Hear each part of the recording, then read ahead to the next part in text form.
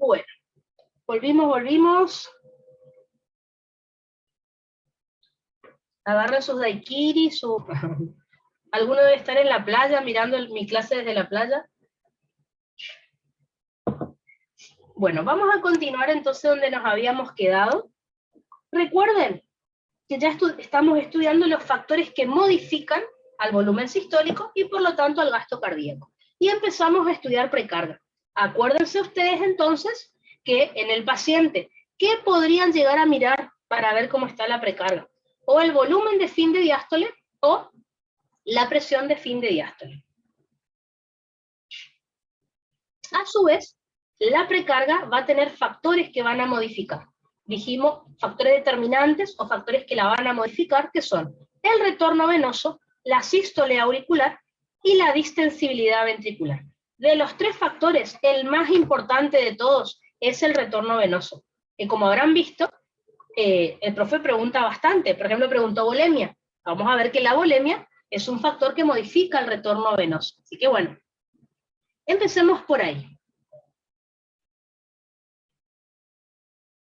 Comencemos entonces a estudiar el retorno venoso, o RV. R mayúscula y B mayúscula. Primero, ¿qué es el retorno venoso?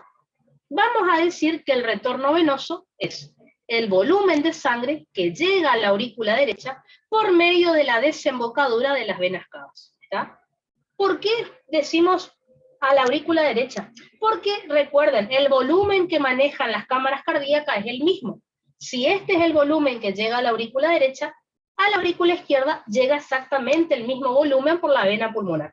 ¿Tá? Por eso, si yo digo aurícula derecha, lo mismo está pasando en la aurícula izquierda, solo que la sangre llega desde las venas pulmonares. ¿Tá? Pero bueno, como este volumen es el que se pudo medir, por eso se lo definió así. ¿Tá? Entonces, el valor normal, ya saben, toda la sangre que eyecta el corazón tiene que llegar al corazón. Entonces, si yo estoy diciendo que los ventrículos eyectan 5 litros por minuto de sangre, ¿cuánta sangre va a llegar a las aurículas? 5 litros por minuto. O sea que exactamente igual que gasto cardíaco, el número. El valor normal, entonces, del retorno venoso es de 5 litros por minuto. ¿Está? Como por ahí, en los casos clínicos, no me aparece... como en algunos casos clínicos no me va a aparecer el retorno venoso, lo que puedo mirar no es lo mismo, pero puedo mirar la presión venosa central, ¿tá? Que me habían preguntado hoy si era lo mismo PVC que pulso venoso yugular. No, no es lo mismo. Tampoco retorno venoso es lo mismo que presión venosa central. Cuando hablo de retorno venoso estoy hablando de un volumen. Cuando hablo de presión venosa estoy hablando de una presión, lógicamente. Entonces, ¿qué es la presión venosa central? Vamos a decir... ¿me están escuchando bien ahí? Porque me aparece un cartel como que no... ¿Sí? Ah, perfecto, buenísimo. Pregunto por las dudas porque aparece como... Ah, perfecto, de 10 entonces. Entonces, ¿qué es la presión venosa central? La presión venosa central es la presión existente en la desembocadura de las venas cavas en la aurícula derecha. El valor normal es de 0, corrijan acá por favor, 0 a 6 milímetros de mercurio. Puede ser 0 también, generalmente es 0 en realidad, y se mide con el catéter de Swan-Ganz. Entonces, ese mismo catéter que me permitía medir la presión en la vena yugular, el pulso venoso yugular, lo puedo usar, lo puedo colocar justo en la desembocadura de las venas cavas, antes de que desemboquen en la aurícula derecha, y ahí estaríamos midiendo la presión venosa central. Entonces, ¿cómo relaciono retorno venoso, que es un volumen, con presión venosa central, que es una presión? Entonces, por ejemplo, vamos a estudiar dos situaciones. Vamos a estudiar situaciones que me aumenten el retorno venoso, o sea, que hagan que llegue mucha sangre a la aurícula derecha, y después vamos a estudiar causas de situaciones que me disminuyan el retorno venoso, o sea, que llegue menos sangre a la aurícula derecha. Entonces, comencemos primero por el aumento del retorno venoso. ¿Qué es lo que va a ocurrir?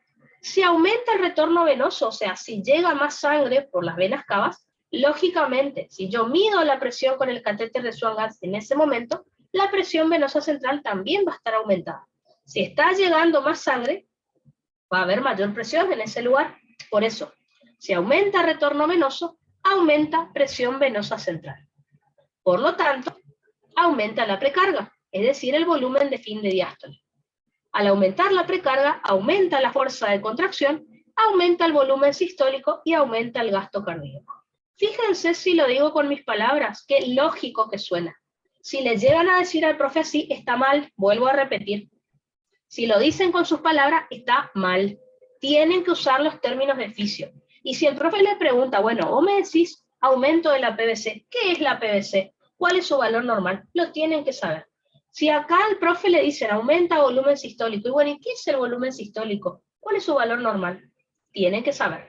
Si van a hablar de algún término, tienen que saber qué significa, si es que tiene definición, valor normal, todo lo que tienen que saber acerca de ese término. ¿Tá? Yo les digo con mis palabras para que vean que es algo lógico. No estamos diciendo nada re loco al hablar de fisiología. Entonces, ¿qué es lo que le estoy diciendo con mis palabras? Que si llega más sangre a la aurícula derecha, va a llegar sangre, si llega más sangre a la aurícula, va a llegar más sangre al ventrículo. Si al ventrículo le llegó mucha sangre, va a tener que hacer más fuerza, y por lo tanto va a inyectar más sangre. ¿Suena lógico lo que dije? Re lógico. Bueno, lo mismo díganlo con los términos de fisiología. Si a la aurícula le lleva más sangre, eso después va a pasar al ventrículo. Como el ventrículo se llena más, va a tener que hacer mucha más fuerza y va a inyectar más sangre. Está lo que dije ahí. Díganlo con términos de fisio. Para eso hay que estudiar todos los términos que estuvimos estudiando hasta ahora. ¿Tá? Eso es lo fundamental. Muchas veces yo veo que el profe les dice, yo entiendo lo que me querés decir, pero no estás usando los términos de fisiología. O al revés, me estás diciendo, por ejemplo, volumen sistólico, pero no sabes lo que es el volumen sistólico. O a veces estudian de memoria y no saben lo que están diciendo. O estudian muy de memoria, o dicen con sus palabras, pero sin conocer las definiciones. Ese veo que los chicos que me comentan, que el profe les dice, bueno, te falta más término, o te falta más relacionar los temas. Así que, le digo con mis palabras, ustedes usen los términos correspondientes. Si el profe les pregunta, ahí recién lo explican con sus palabras. Pero una vez que dijeron los términos. Eso es lo más importante. Entonces, la pregunta es, ¿cuáles son las causas de aumento de retorno venoso a su vez? ¿Por qué al paciente le llegaría más sangre por las venas cavas a la aurícula derecha, o lo mismo por la vena pulmonar a la aurícula izquierda? Una de las causas de aumento de retorno venoso es el paciente de pie y en movimiento. Por ejemplo, una persona haciendo ejercicio. ¿Ah? O por ejemplo, si yo ahora estoy haciendo esto, ¿tá? Con que yo mueva los miembros, ya va a ocurrir lo que les voy a explicar a continuación. ¿Tá? Una persona haciendo ejercicio, una persona caminando, una persona de pie moviéndose por ahí caminando, esto me va a aumentar el retorno venoso. ¿Por qué? Porque se activa un mecanismo que se llama bomba muscular. Dígale al profe bomba muscular, porque eso él quiere que le digan. ¿Está? Bomba muscular se llama el mecanismo. ¿Dónde se va a localizar esta bomba muscular? En los miembros superiores e inferiores. No se encuentra ubicada en el abdomen y en el tórax. En el abdomen y en el tórax tenemos otro mecanismo diferente. ¿Está? Entonces, quiero que piensen en lo siguiente. Ustedes en histología estudiaron, cuando estudiaron arterias y venas, ustedes en histología estudiaron que las venas tienen músculo liso, pero tienen una pared muy finita de músculo liso comparado con arterias. Entonces, ¿cuál es el problema? Que la pared de músculo liso de las venas no es tan potente. Entonces, por ahí, si las venas se contraen, no me van a impulsar mucha sangre. Ese es el problema con las venas. Entonces, lo que sí ustedes tienen que recordar, que en los miembros inferiores y miembros superiores, las venas pasan entre haces, entre fascículos de músculo estriado esquelético.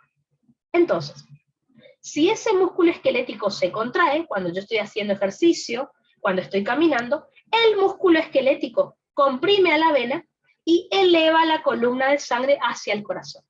Si estoy, imagínense una vena justo pasando por los gemelos, por los músculos de los gemelos.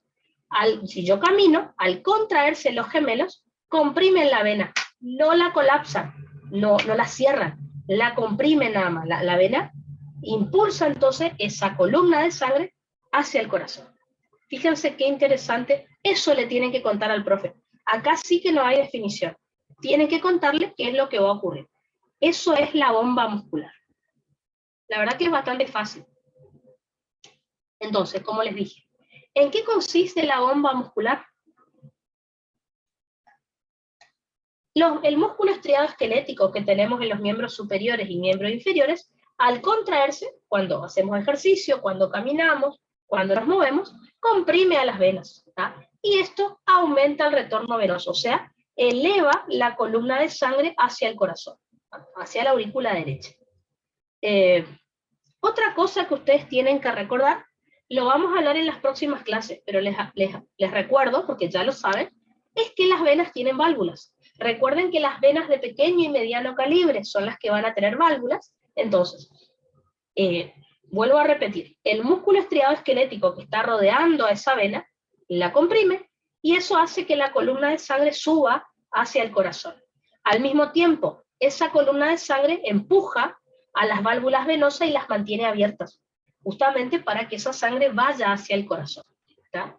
Les adelanto, ya lo dieron igual, les adelanto que las válvulas de las venas se abren hacia el corazón, no hacia los pies ni hacia los brazos. Así que también, como toda válvula, hacen que el flujo sanguíneo sea unidireccional, ¿tá? Así que eso es lo que va a estar ocurriendo en este momento para que aumente el retorno venoso. Se activa la bomba muscular. Les aclaro, si el paciente está de pie así, vamos a suponer como yo, estoy vertical, pero quieta, sin moverme, no va a aumentar el retorno venoso. Al revés, disminuye el retorno venoso, pero ya lo discutiremos enseguida por qué ocurre. Así que eso es en el paciente que está de pie y en movimiento. Y acá hay otro error que solemos cometer.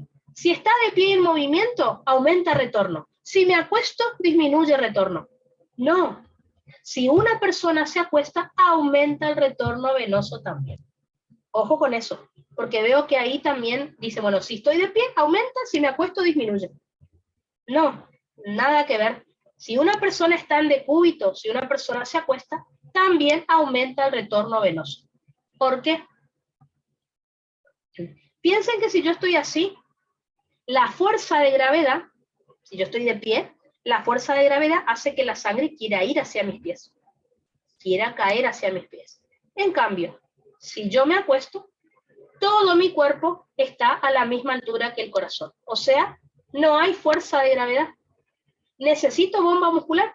No, porque al no haber fuerza de gravedad, el músculo liso que tienen las venas es suficiente para enviar la sangre hacia el corazón. O el gradiente que tiene la sangre en las venas ya es suficiente para que la sangre vaya de un lugar de mayor presión, que es en los pies, a un lugar de menor presión, que es en el corazón. ¿Está? Las venas cavas. Así que en el decúbito no necesito bomba muscular porque no hay fuerza de gravedad contra la cual luchar y bombear esa sangre hacia el corazón. Así que simplemente es por ese motivo. Entonces, como les dije, cuando el paciente está en decúbito, se elimina la fuerza de gravedad, o sea, los pies están a la misma altura que el corazón. Por lo tanto, la vasoconstricción venosa, o sea, el músculo liso de las venas, ya es suficiente para enviar la sangre hacia la aurícula derecha. ¿No? Les pregunto algo. Sin estudiar fisiología, si yo les cuento esta situación, ¿qué me dirían? Tenemos una persona, una mujer embarazada, que tiene hinchado los pies. Díganme si alguna vez les pasó tener esa situación, por ahí, conocer a alguien. Una tía, una hermana, una abuela suya, ¿qué les recomienda a esa embarazada? Díganme, sin estudiar fisiología. Mujer que tiene los pies hinchados porque está embarazada, ¿qué le recomendarían ustedes sin estudiar fisio? Díganme. A ver, perfecto. Me dice Thais, elevar los miembros inferiores. Exactamente. ¿Por qué? Sin estudiar fisio no sabíamos por qué era. Piensen que eso están haciendo ustedes cuando le recomiendan a alguien con los pies hinchados que eleve los pies. ¿Qué le están pidiendo que hagan? Acostate y levantar los pies. ¿Qué le están pidiendo?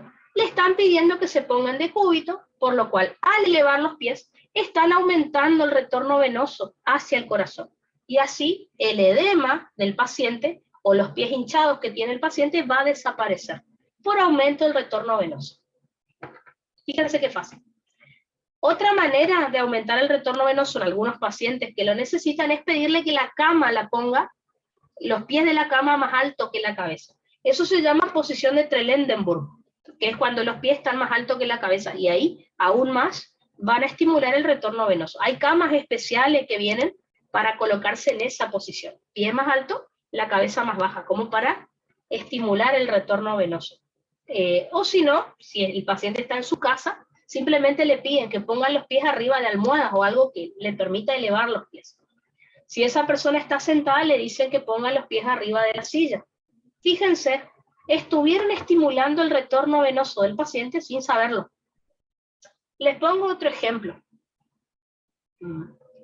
Una mujer tenía un cáncer de mamas. Se hizo una extracción de mama, una mastectomía, y junto con la mastectomía le sacaron ganglios axilares. ¿Cuál es el problema? Esta mujer no va a poder hacer drenaje de la linfa de sus miembros porque no tiene linfáticos acá. Se le empiezan a hinchar los brazos. ¿Qué hace el médico? Masaje, kinesiólogo. ¿Qué hace el kinesiólogo? Hace masaje en sentido ascendente. ¿Para qué? Está estimulando la bomba muscular. ¿Para qué? Para aumentar el retorno venoso y que esa paciente no tenga hinchado los brazos mucho tiempo. O si no, existen guantes compresores, seguro los conocen. Son unos guantes que se usan bien apretados hasta acá. ¿Para qué? Para justamente comprimir los músculos y que aumente el retorno venoso. Entonces, fíjense, no es solo estudiar fisio, me tengo que memorizar esto, no. Fíjense que en muchas situaciones nosotros usamos estas cosas, que aprendemos en fisio y las usamos en medicina. Por eso es importante estudiar fisio, ¿no? Por más de que algunas cosas sean aburridas y uno diga, esto no me va a servir para nada. La mayoría de las cosas que estudiamos en fisio sirven como médico, por algo las estudiamos, ¿está? Entonces,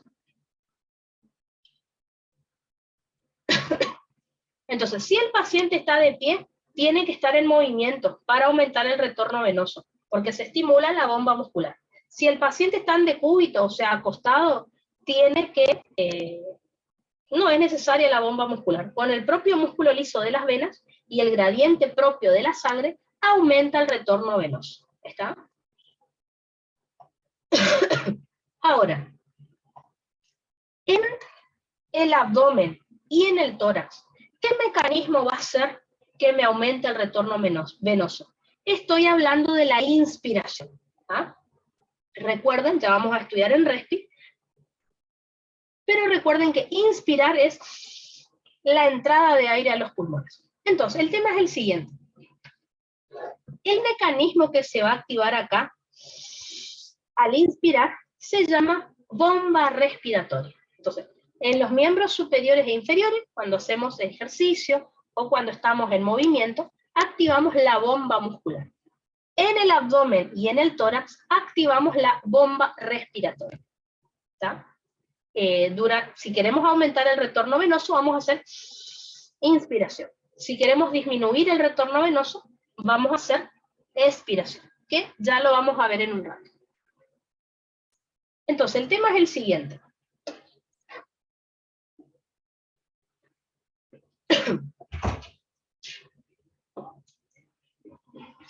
No, gracias. Nosotros, ¿por qué vamos a hablar de... ¿por qué no podemos hablar de bomba muscular en abdomen y en tórax? Tenemos un problema. Las venas en el abdomen y en el tórax están muy profundos. El músculo está acá, superficial, y las venas están en el centro del cuerpo. Entonces, por más fuerza que yo haga con mi abdomen, con mis músculos del tórax, no voy a poder comprimir las venas para que aumente el retorno venoso. En cambio, acá en mis brazos las venas están superficiales, así que si yo contraigo músculo, se comprimen las venas sin problema. Entonces, lo que vamos a hacer en el abdomen y en el tórax es variar las presiones en el interior del tórax y en el interior del abdomen. La presión del abdomen se llama presión intraabdominal y la presión en el interior del tórax, presión intratorácica o transtorácica, le dicen algunos. ¿Qué movimiento vamos a hacer para variar estas presiones y aumentar el retorno venoso? el movimiento lo va a realizar el diafragma. Entonces, fíjense, vamos a ver qué pasa en abdomen, que es lo más fácil. Cuando nosotros inspiramos, o sea, cuando hago esto, el diafragma se contrae cuando hago inspiración. Se contrae y desciende. Entonces, si yo inspiro, el diafragma se contrae y desciende un poquito. Fíjense, mi abdomen me queda más comprimido, digamos. Al bajar el diafragma, mi abdomen me queda más chico, mi cavidad abdominal. Mi tórax, si el diafragma baja, mi tórax queda más grande. Lo voy a decir así para que se entienda. Entonces, vuelvo a repetir. Al inspirar, se contrae el diafragma y desciende. Al descender el diafragma, comprime las vísceras abdominales y genera aumento de presión dentro del abdomen. ¿Cómo se llama a esta presión? Dijimos que intraabdominal. Entonces, al contraerse el diafragma y descender, aumenta la presión intraabdominal. Esa presión es la que comprime a las venas que están pasando por el abdomen para aumentar el retorno venoso. O sea, es lo más parecido que hay a la bomba muscular. En la bomba muscular, el músculo esquelético comprime a las venas para que aumente el retorno venoso. En el abdomen, la presión intraabdominal aumentada comprime a las venas abdominales para que aumente el retorno venoso. ¿Está? Creo que hasta ahí siempre suelen entender lo que explico. ¿Cuál es el problema? Fíjense lo que voy a decir ahora, y ahí uno queda como confuso. Entonces, vuelvo a repetir. En la inspiración se contrae el diafragma, desciende, ¿y eso qué provoca en el abdomen? Que se compriman las vísceras abdominales, o sea, que aumente la presión intraabdominal. Esta presión positiva, podríamos decir, dentro del abdomen, es la que comprime a las venas que están pasando por el abdomen, que aumenta el retorno venoso. Acá está el problema. Yo les dije recién que el diafragma descendió, entonces me comprimió el abdomen, perfecto, pero al descender el diafragma, mi tórax me queda más grande, lo cual me disminuye la presión intratorácica. Y ahí ustedes quedan pensando, pero Hermi, si me dijiste que al comprimir las venas aumenta el retorno venoso, al aumentar una presión, ¿cómo puede ser que me digas que en el tórax disminuye la presión y eso me va a aumentar el retorno venoso? ¿Cómo puede ser? Es la misma pregunta que yo tenía cuando estudiaba este tema. Así que el tema es el siguiente. Cuesta entender lo que pasa en el tórax, pero bueno, vamos a tratar de que entiendan.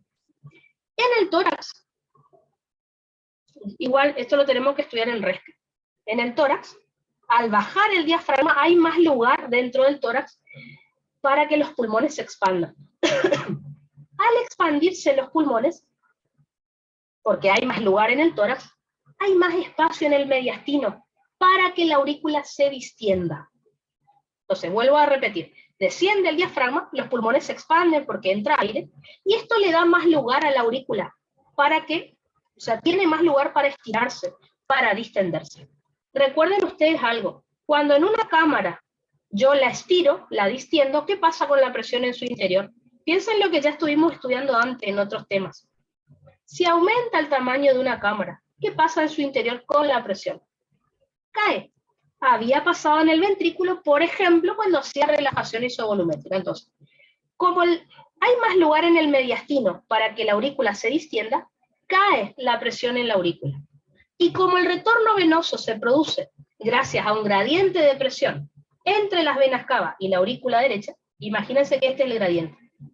Si yo les estoy diciendo que la aurícula se estira y cae su presión, ¿qué pasó con el gradiente entre venas cavas y aurícula derecha? Aumentó, y eso me permite el aumento del retorno venoso. Entonces, en el tórax no tuve que comprimir las venas para que aumente el retorno venoso. Tuve que bajar la presión de aurícula derecha para que la sangre pueda pasar más rápido desde venas cava a aurícula derecha. Eso fue lo que pasó, ¿está? Porque si no empiezan a pensar, pero ¿cómo puede ser que la presión no comprime a las venas? No, no necesito comprimir las venas. Vuelvo a repetir, al expandirse los pulmones, le doy más lugar a la aurícula para que se distienda. Al distenderse la aurícula, cae presión en la aurícula, queda mucho más alta la presión en las venas cava, y como ustedes ya saben, la sangre se mueve por presión. ¿Ah? Si este era el gradiente, al caer la presión en la aurícula derecha, aumenta el retorno venoso porque aumenta el gradiente de presión entre venas cavas y aurícula derecha. Es por eso, ¿no? Pasa que al ver lo de las presiones uno queda confuso. Entonces fíjense, vuelvo a repetir. En el tórax, al expandirse los pulmones, disminuye la presión intratorácica. Esto es lo que veo que les confunde siempre, porque acá les dije que aumenta la presión intraabdominal y me aumenta el retorno venoso. Y acá les estoy diciendo que disminuye la presión intratorácica y sin embargo igual aumenta el retorno. ¿Por qué? Y sé que después que les explique ahora, en unos días me van a volver a preguntar por qué, porque confunden. Recuerden, yo no necesito comprimir a las venas en el tórax para que aumente el retorno. Necesito bajar la presión de aurícula. Entonces, al disminuir la presión intratorácica, los pulmones, por la expansión de los pulmones, esto les deja lugar a la aurícula para que se estire más, se distienda. Por lo tanto, esto me baja la presión en la aurícula derecha. Y por lo tanto, aumenta el gradiente de presión entre las venas cavas y la aurícula. Por eso aumenta el retorno venoso. ¿Está? Recuerden, algo que les pedí que nunca se olviden, la sangre se mueve por gradiente. Si aumenta el gradiente, la sangre se va a mover más rápido. Si disminuye el gradiente, la sangre se va a mover más lento. Acá, al distenderse la aurícula, baja la presión de aurícula, lo cual me aumenta la diferencia de presión que hay entre venas cavas y aurícula derecha. Por eso aumenta el retorno venoso. Así que, en síntesis, la inspiración hace que aumente la presión intraabdominal y disminuya la intratorácica. Y por eso aumenta el retorno venoso.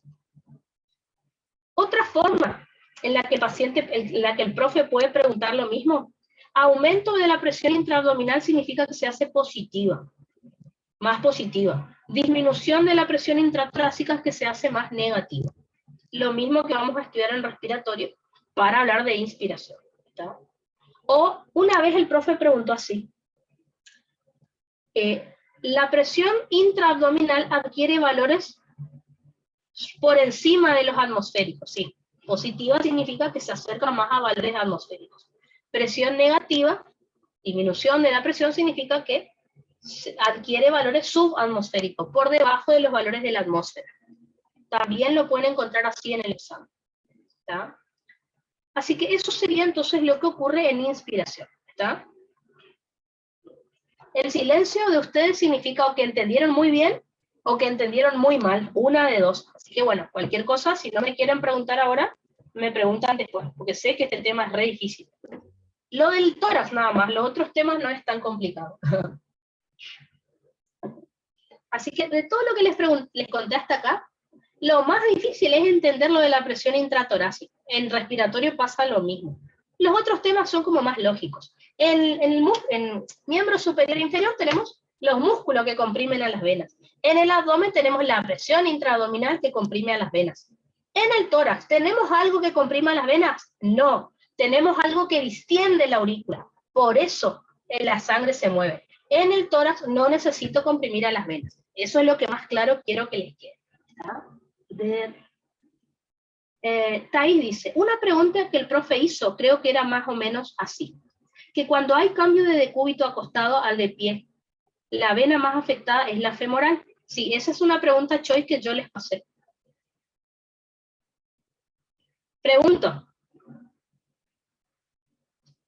pacientes de decúbito, ¿no es cierto? Perfecto. Si se para, ¿qué va a pasar con el retorno venoso? Que me contestaría. Según lo que estuvimos estudiando, estaba acostado y se paró. No dije que empezó a hacer ejercicio. Se pone de pie. La fuerza de gravedad, piensen, ¿qué tiende a hacer con la sangre? No piensen en retorno venoso, piensen en la fuerza de gravedad. Paciente acostado y se para. ¿Hacia dónde va a querer ir la sangre? Hacia los pies. Por lo tanto, o como dice, perfecto. Aline me dice, disminuye el retorno venoso. Exacto, ya lo vamos a ver enseguida. Thais me dice, la sangre va hacia los pies. ¿Cuál es la vena que más presión va a adquirir entonces? Porque toda la sangre cae hacia ella. ¿La vena que está acá? ¿La vena que está acá? ¿O una vena que está en los pies? ¿Qué les parece? La sangre cae hacia los pies.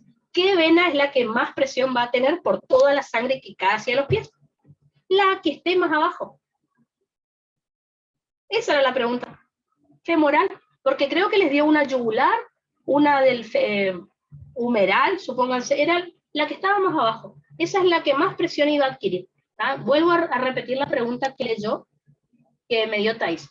Una pregunta, fíjense que está en el choice, en los choice que yo les mandé al grupo, en el drive, ahí está esta pregunta que está diciendo Thais, dice, cuando hay cambio de decúbito, o sea, el paciente está acostado y se pone de pie, ¿cuál es la vena más afectada? O sea, la que más presión va a tener. Eso es lo que está preguntando el profe. Estoy acostado, el paciente se para. La sangre, por la fuerza de gravedad, tiende a caer hacia los pies. ¿En dónde se acumularía más? ¿Acá? ¿Acá? ¿Acá? Y sigo bajando. Del corazón para abajo empieza a aumentar muchísimo la presión, porque la sangre tiende a ir hacia los pies justamente. Así que la que esté más abajo, si me puso la vena del dedo gordo, es la vena del dedo gordo. A ver. Yo tenía que sería más la vena cerebral, entonces no es el cerebro, no. Cerebro no, ¿por qué? No, el cerebro no es el menos, porque la sangre cae hacia los pies. En realidad nos preguntó cuál se afecta más, porque afección podríamos interpretarlo como que se queda sin sangre, como que se queda con mucha sangre. La pregunta que es cuál se afecta más, creo que no fue exacta esa pregunta. Preguntó otra cosa para decir que era la femoral. ¿No? Y otra cosa, la vena cerebral nunca se va a afectar. ¿Por qué? Porque hay un mecanismo que me regula el flujo sanguíneo cerebral cuando cae la presión. Así que no puede ser esa. Yo creo que la pregunta fue otra. Yo me acuerdo que cuando leí la pregunta me di cuenta que era la femoral también. Pero ahora, fíjense en las preguntas que les pasé exactamente lo que preguntó. Y sí, la correcta es la femoral. A ver. Dice Thais, entonces, ¿por qué al levantar de golpe a verse las personas se sienten mareadas? Porque cae la presión arterial. El retorno venoso me disminuye la precarga, disminuye el volumen sistólico, disminuye el gasto cardíaco, disminuye la presión arterial. Como no dimos poscarga todavía, esa pregunta la estoy contestando ahora. Si no me entienden, no hay problema, porque no dimos poscarga todavía. Presión arterial. ¿Ah? Se supone que en realidad, Thais, una persona no debería marearse cuando cuando se pone de pie, porque significa que sus vasoreceptores no estarían funcionando. Pero eso es poscarga. Ahí, como pueden ver, ¿qué es lo que hizo el profe cuando les pregunta esto? Él quiere que ustedes relacionen prescarga, contractilidad y poscarga. Y poscarga es presión arterial. Todo quiere que relacione. Fíjense, ya vamos a estudiar todo y ahí analizamos nuevamente la pregunta que me hicieron recién. Pero es por eso, ¿no? A ver, sigo leyendo, espérenme, disminuye,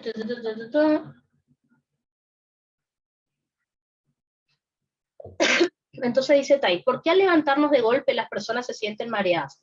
Si una persona se marea cuando se levanta de golpe es porque y si se desmaya cuando se pone de pie, es porque su sistema de vasoreceptores no está funcionando bien.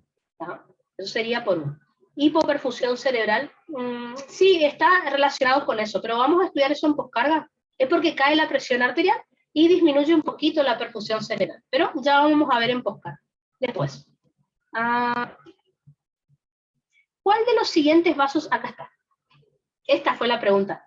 Está en el chat, no sé quién la escribió, a ver. Bueno, Thais justo dice.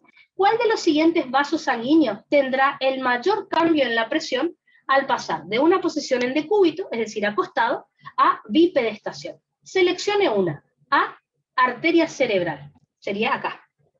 B, vena femoral. Fíjense que no dijo vena cerebral, dijo arteria cerebral. Vena femoral sería las venas de los miembros inferiores. Vena cerebral, la vena cerebral está por encima del corazón, así que no va a sufrir. Arteria braquial, vena braquial.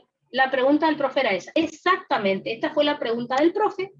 Entonces, justamente el profe preguntó lo que estamos hablando acá. Si un paciente está acostado y se pone de pie, la fuerza de gravedad hace que toda la sangre vaya hacia los pies. Por lo tanto, la presión en la vena femoral es la que más va a cambiar. ¿Por qué? Porque es la que más abajo está de toda la que el profe nombró. ¿Por qué la arteria cerebral, alguna arteria braquial no va a sufrir? Porque arteria es poscarga y la presión arterial se regula de otra manera, no por el cambio de posición. No sé si se entiende. La presión arterial, por los vasoreceptores, por los quimiorreceptores, por todo lo que vamos a estudiar después, que me regula la presión se mantiene relativamente normal en las arterias. Las que sufren el cambio de presión con el cambio de posición son las venas. Por esto el retorno venoso que estamos hablando. ¿Está? Así que, cuanto más baja esté la vena en el cuerpo, más va a sufrir cuando yo me ponga de pie. ¿Está? Así que, si el profe hubiera puesto la vena pedia está en los pies, por ejemplo, hubiera puesto esa, más que la femoral. ¿Por qué? Porque está más abajo de todas. Es la que más le va a caer toda la presión de la columna de sangre. ¿Está? ¿Se entiende el por qué?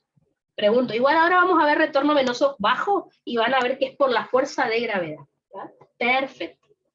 Buenísimo. Las arterias, ¿por qué no sería la correcta ninguna arteria? Porque las arterias tienen su propia regulación, con varo, con quimio, vasoconstricción, un montón de cosas que vamos a ver en la posca. ¿Está? Buenísimo. Perfecto, entonces. Ahora, vamos a factores fáciles, que sigo con aumento del retorno, y enseguida volvemos a repasar esa pregunta que hizo Thais de, cuando me pongo de pie, ¿por qué la vena femoral tiene mucha presión? Enseguida les cuento. Otro factor que me aumenta el retorno venoso es la vasoconstricción venosa, o también llamada venoconstricción. O sea, el músculo liso de las venas se comprime y eso me aumenta el retorno venoso. La realidad es que las venas no pueden hacer mucha venoconstricción. O sea que el retorno venoso me va a aumentar, pero no mucho. Es muy suave. Pero bueno, lo que el profe quiere que les cuenten es ejemplos de sustancias que hagan vasoconstricción en venas. Ejemplo, puede ser de causa nerviosa. Estoy hablando del sistema nervioso simpático, que se une a receptores alfa-1 adrenérgicos, y ahí provoca la venoconstricción. Casi nada les diría. El simpático hace más vasoconstricción en arterias que en venas, pero bueno. O puede ser una venoconstricción de causa humoral. Por ejemplo, la endotelina 1, el tromboxano A2, los leucotrienos, como el leucotrieno E2, la angiotensina 2, la antidiurética o vasopresina. Todas estas sustancias son vasoconstrictoras.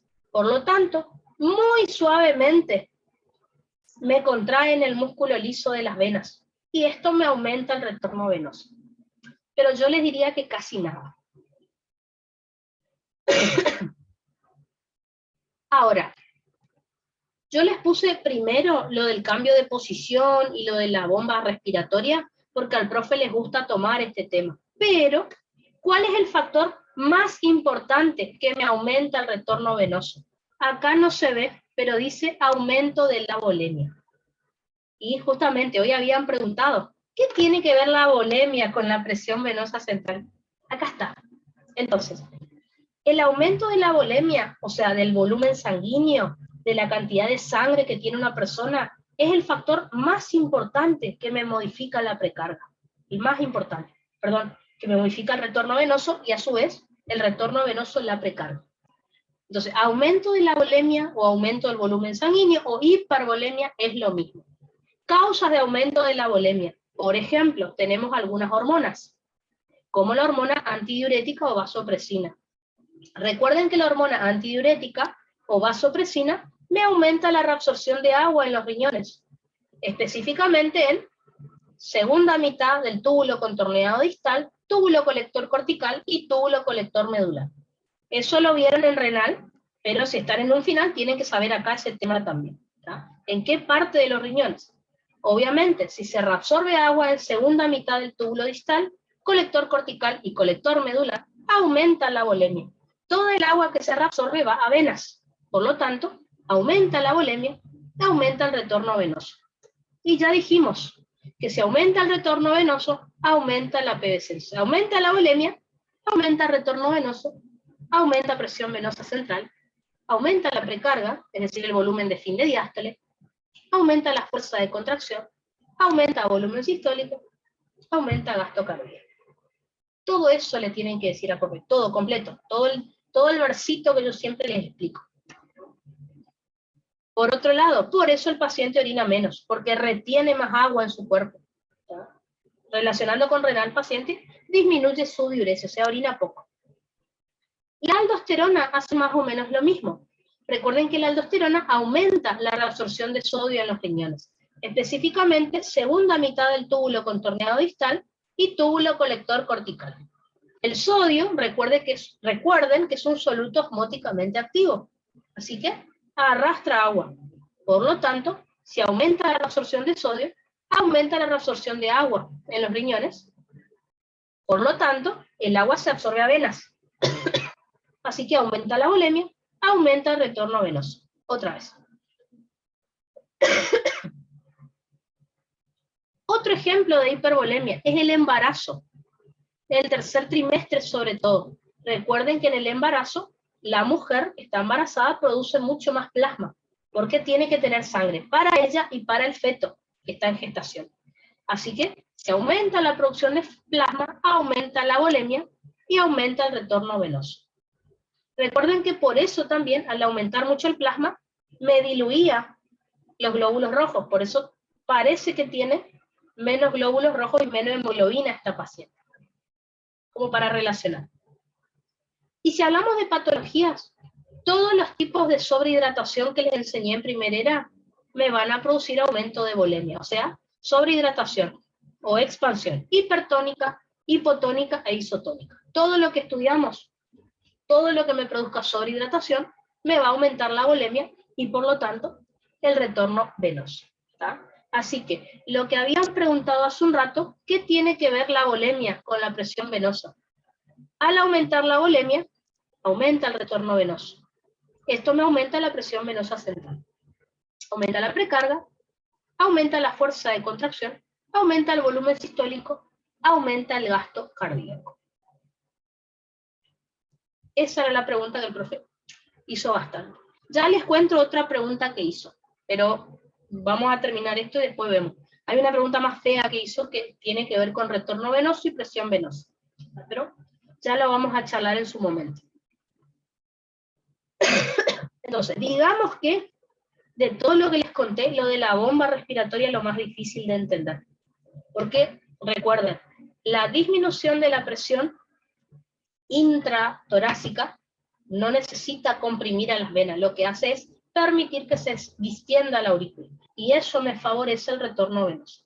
Eso es lo que no quiero que se olviden al explicarle al profe. Entonces, todo lo que les expliqué hasta acá es causa de aumento de retorno venoso. Todo al revés ahora vamos a ver. Estudiemos ahora causa de disminución del retorno venoso. Recuerden, al revés de lo que les dije hace un ratito. Si disminuye el retorno venoso, disminuye la presión venosa central. Es decir, disminuye la precarga, o sea, el volumen de fin de diástole. Por lo tanto, disminuye la fuerza de contracción, disminuye el volumen sistólico, disminuye el gasto cardíaco. Lo digo con mis palabras y fíjense qué lógico que suena. Si llega menos sangre a las venas cavas, obviamente va a haber menos presión en las venas cavas. Si llega menos presión en la aurícula, básicamente la aurícula derecha, va a llegar menos volumen de sangre al ventrículo derecho. Si el ventrículo se llenó poco, no necesita contraerse con tanta fuerza, y por lo tanto eyecta poca sangre.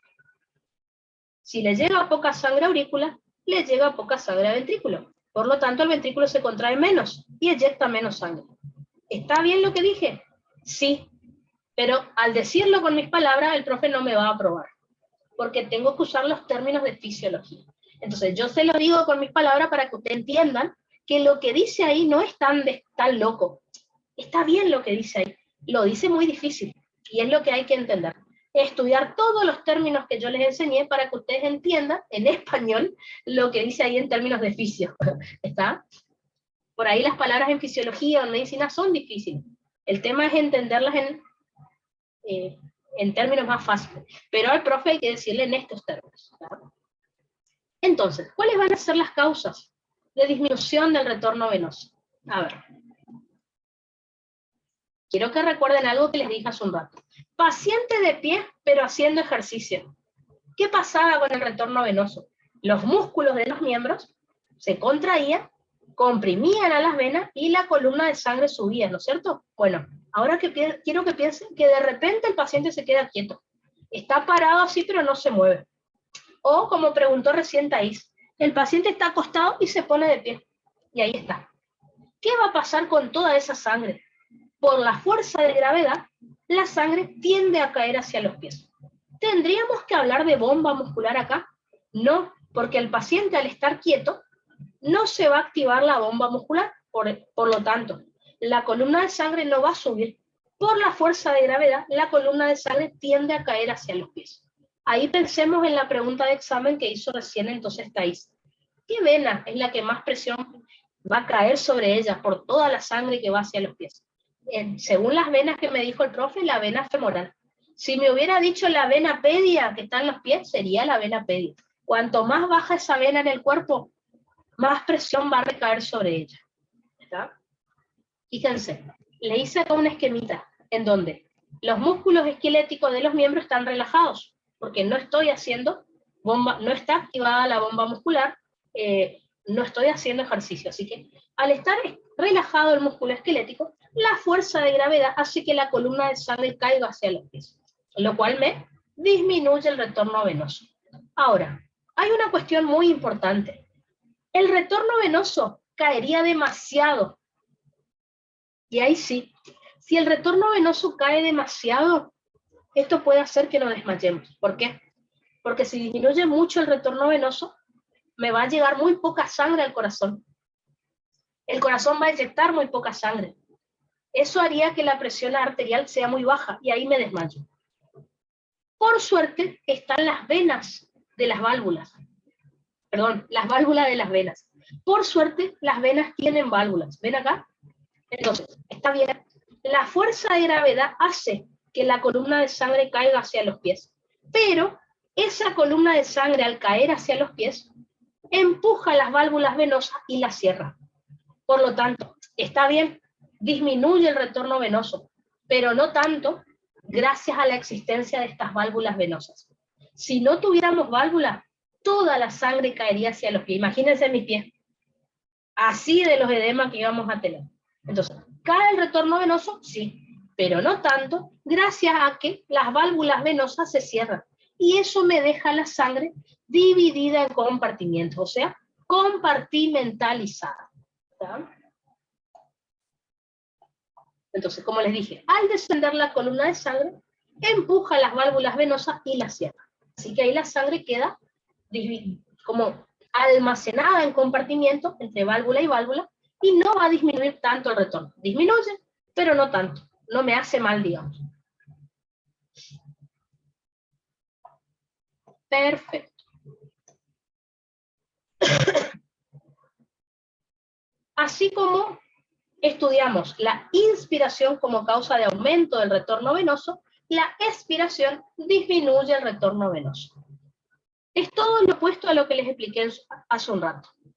En la inspiración el diafragma se contrae y descendía, ¿no es cierto? Lo cual me aumentaba la presión intraabdominal, me disminuía la intratorácica. Ahora es todo al revés. En la expiración, el diafragma se relaja y al relajarse, sube, lo cual me disminuye la presión intraabdominal, me aumenta la intratorácica. Es todo al revés de lo que les estuve contando hace un rato. Esa es la buena noticia. Entonces, durante la expiración, se relaja el diafragma y por eso sube. Al subir el diafragma, ¿qué va a pasar en el abdomen? El abdomen me queda con mayor tamaño, ¿no es cierto? Porque el diafragma subió unos centímetros. Por lo tanto, disminuye la presión intraabdominal, ya no me comprime tanto a las venas y por lo tanto, disminuye el retorno venoso. ¿Qué va a pasar en el tórax? En el tórax, al subir el diafragma, me comprime a los pulmones. Entonces, sube el diafragma y como que me empuja a los pulmones desde abajo y los comprime. Entonces a los pulmones no les queda otra que expulsar el aire. Al expulsar el aire, los pulmones se colapsan, es decir, quedan más chiquititos que lo habitual. El mediastino también queda como más comprimido, no queda con tanto espacio. Entonces, estos pulmones al comprimir el mediastino comprimen a la aurícula derecha. Entonces piensen, ¿qué pasa con cualquier cámara que yo las comprimo? Aumenta la presión en su interior. Y si no recuerdan, el ventrículo cuando hacía contracción isovolumétrica. Entonces, al colapsarse los pulmones, fisiológicamente, normalmente, comprimen a la aurícula derecha. La aurícula derecha aumenta mucho la presión en su interior. Entonces, si yo tenía este gradiente entre vena cava y aurícula derecha, al comprimirse la aurícula derecha su presión sube. ¿Ven acá qué pasó con el gradiente? El gradiente de presión entre vena cava y aurícula derecha entonces disminuyó. Por eso disminuye el retorno venoso. No va a dejar de haber retorno venoso, solo menos que lo habitual. No es que deja de haber retorno. Disminuye el retorno venoso. Entonces, en el tórax no me interesa hablar de las venas, me interesa hablar de la aurícula. Durante la inspiración, la aurícula baja su presión y eso le permite a la sangre con mayor gradiente ir de venas cava a aurícula derecha. En la expiración, la aurícula derecha aumenta mucho su presión, lo cual no le deja tanto gradiente a la sangre para ir de vena cava a aurícula derecha.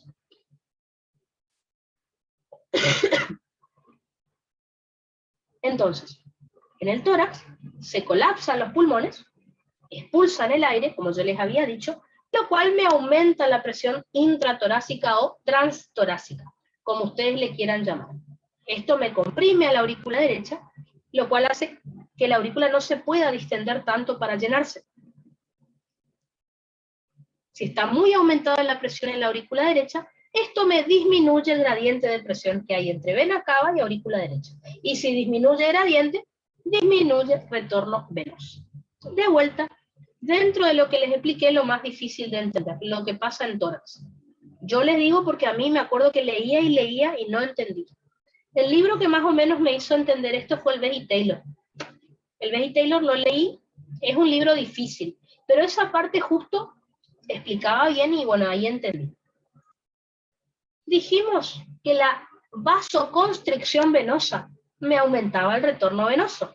Por lo tanto, la vasodilatación venosa o venodilatación me disminuye el retorno venoso. O sea, cuando se relaja el músculo liso de las venas, disminuye el retorno venoso. Causas de vasodilatación venosa o venodilatación. Puede ser causa nerviosa, como por ejemplo el parasimpático. Recuerden que el parasimpático libera acetilcolina y esta acetilcolina se une a receptores muscarínicos tipo 3. ¿No? Son receptores asociados a proteína G, así que se relaja el músculo liso de las venas y disminuye el retorno venoso. Puede ser vasodilatación de causa humoral, o sea, hormonas o mediadores locales que relajen el músculo liso de las venas. El vasodilatador por excelencia, ustedes saben que es el óxido nítrico, o también la sigla NO, está bien. La histamina, la heparina, la bradicinina, las prostaglandinas, como la prostaglandina E2 y la prostaglandina I2 o prostaciclina. No sé si se acuerdan que muchas de estas sustancias vimos en inflamación. Por eso sabemos que son vasodilatadores. El óxido nítrico, por ejemplo, lo vimos en hemostasia. Péptido natriurético auricular. Recuerden que es una hormona liberada por la aurícula derecha. También es vasodilatador. Péptido natriurético cerebral. Recuerden que son liberados por los ventrículos. También son vasodilatadores. Fármacos. Acá están fármacos que ustedes conocen. Los bloqueantes cálcicos, como la nifedipina, la amlodipina, el verapamilo y el diltiazem. En realidad, estos bloqueantes cálcicos me relajan mejor las arterias que las venas. Pero bueno, lo podemos nombrar acá también. Y acá está uno que ustedes conocen por Bioqui. ¿Se acuerdan? El sildenafil, el Viagra, la pastillita azul. Si ustedes recuerdan por Bioqui, el sildenafil, ¿cuál era su mecanismo de acción? Recuerden que el sildenafil estimulaba a la sintetasa de óxido nítrico endotelial, o sea, a la enzima que sintetiza óxido nítrico. Así que el sildenafil estimula a la enzima que hace que se sintetice mucho óxido nítrico. Y acá está. El óxido nítrico es un vasodilatador. Pregúntense entonces, ¿por qué una persona que tiene problemas cardíacos si toma mucho Viagra le puede agarrar un infarto. Pregúntense eso. Piensen que si una persona toma mucho, si tiene un problema cardíaco y toma Viagra, eso puede hacer que disminuya el retorno venoso al corazón. Y si el corazón no se llena bien, puede empezar a fallar. También vamos a ver que me afecta la presión arterial, eso también, pero el retorno venoso me afecta también el sildenafil. Otra cosa, imagínense si esa persona con problemas cardíacos toma Viagra y mezcla con alcohol. El alcohol es vasodilatador también. Alcohol, Viagra, problema cardíaco, ¡pum! El paciente se muere teniendo relaciones sexuales. Ahora ven por qué, ¿está? El sildenafil es un vasodilatador. Afecta venas, también arterias, ¿está? A ver, preguntitas. No entendí por qué la vasodilatación disminuye el retorno venoso, ya que la vasodilatación aumenta el flujo sanguíneo. En arterias aumenta el flujo sanguíneo. En vena, recordad que necesito que la vena se comprima para que la columna de sangre llegue a aurícula derecha. Comprimo vena, genero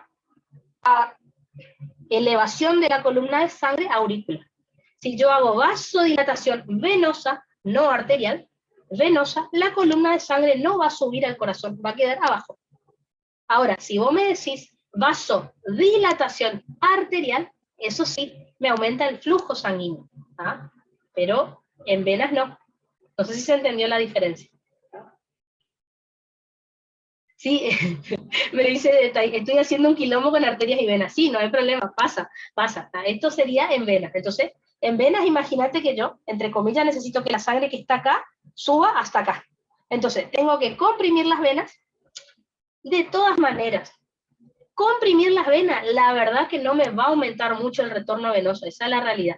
Lo mismo que hacer vasodilatación venosa, no me va a disminuir mucho el retorno venoso. Si vamos a la realidad, es eso, ¿está? Ahora, si hago vasoconstricción o vasodilatación en arterias, ahí hablaríamos de poscarga, o de flujo sanguíneo también, ¿está? Ahí, en un rato, mañana, cuando veamos poscarga, también vamos a hablar de ese tema. Entonces, es lo mismo que el profe me diga, ya que lo preguntaron.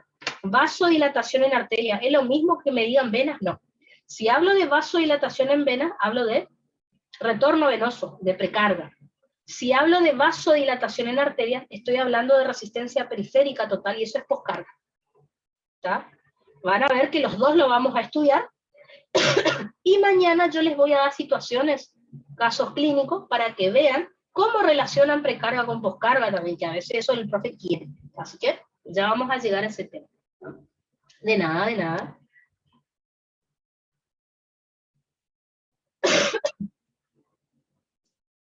Ahora, de todos los factores que les conté, ¿cuál es el más importante, el que más me disminuye el retorno venoso? Estoy hablando de la disminución de la volemia, es el más importante, o hipovolemia. Imagínense que el paciente pierde sangre del cuerpo o se deshidrata por algún motivo. Eso me va a llevar a hipovolemia y me va a disminuir mucho el retorno venoso. Entonces, causas de hipovolemia o disminución de la volemia. Dentro de hormonas podemos nombrar al péptido natriurético auricular y al péptido natriurético cerebral. Fíjense que los péptidos natriuréticos son vasodilatadores, pero lo más importante que hacen es que disminuye la reabsorción de sodio y agua en los riñones, sobre todo a nivel de túbulo contorneado proximal. ¿Está? Entonces, si disminuye la reabsorción de sodio y de agua en los riñones, todo el sodio y el agua se pierde por orina.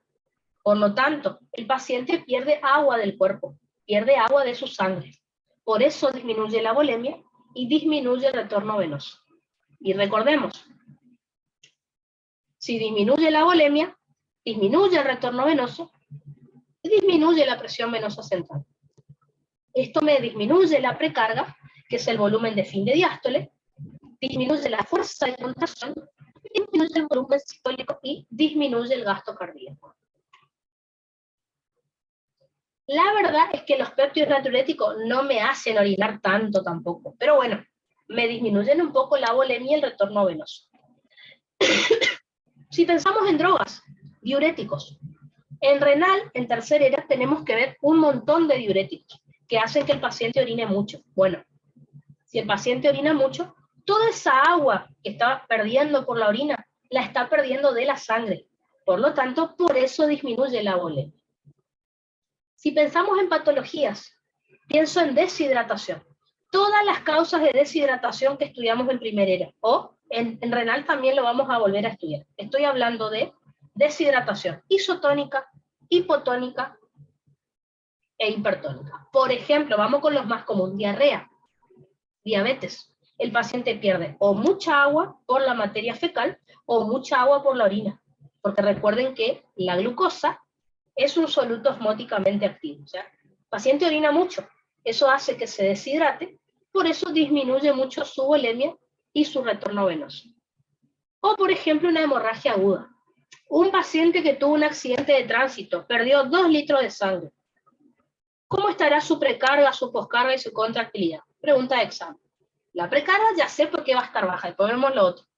¿Ah? Paciente que tiene un accidente de tránsito, pierde 2 litros de sangre. O, si no tiene un accidente de tránsito, le pegan un tiro también, o le apuñalan. Seguro una de esas tres. ¿Ah?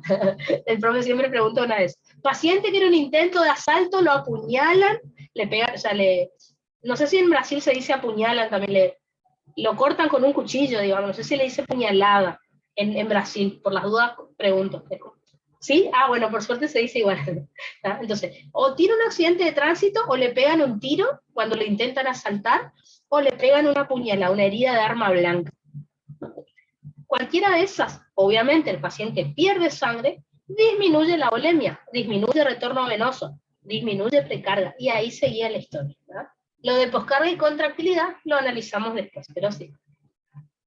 Ah, una facada, exacto, una facada, sí. Por ejemplo, acá tenemos en Argentina el cuchillo que usan los gauchos, se llama facón, por ejemplo, así que está perfecto entonces. Así que,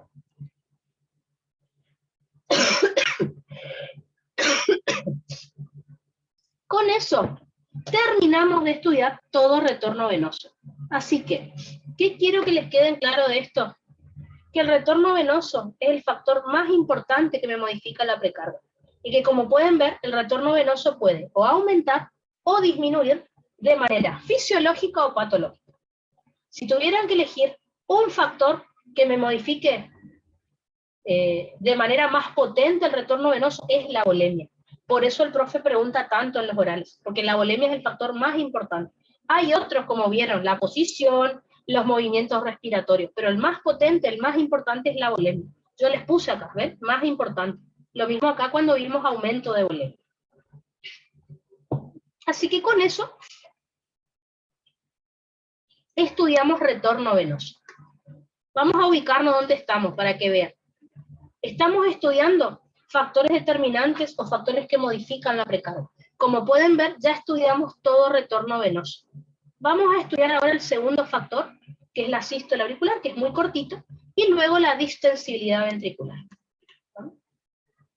Entonces, el profe casi nunca pregunta esto porque es muy patológico, no se modifica de manera fisiológica. Entonces, si ustedes recuerdan, cuando estudiamos ciclo cardíaco hoy a la mañana, yo les dije que la sístole auricular es la contracción de la aurícula. También le podíamos llamar patada auricular.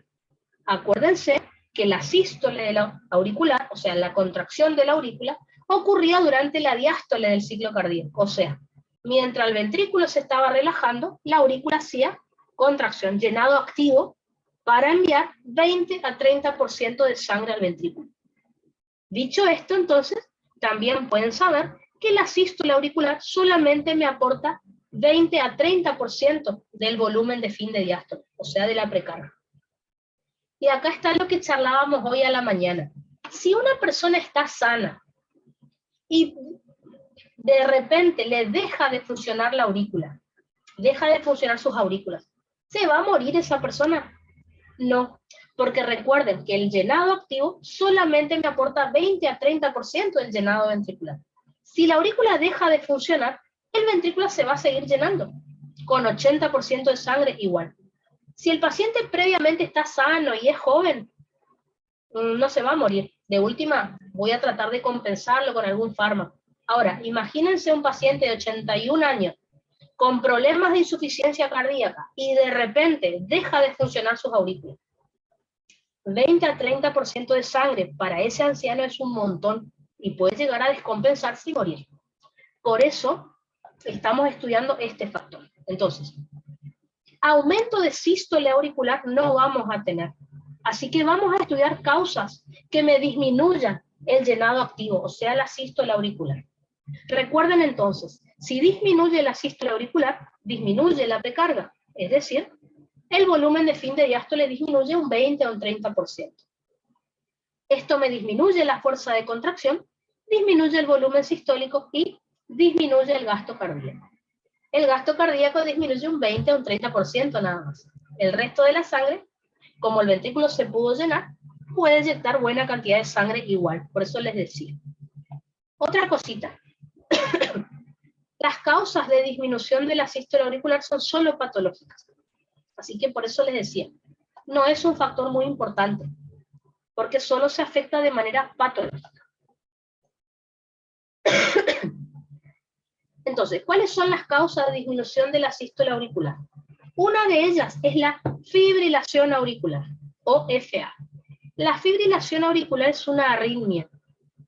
¿Cómo la podemos definir? Es el latido irregular de la aurícula. Para que me entiendan mejor, la aurícula, supongamos, yo ya les conté, que la aurícula tiene que contraerse como un sinsitio, ¿no es cierto?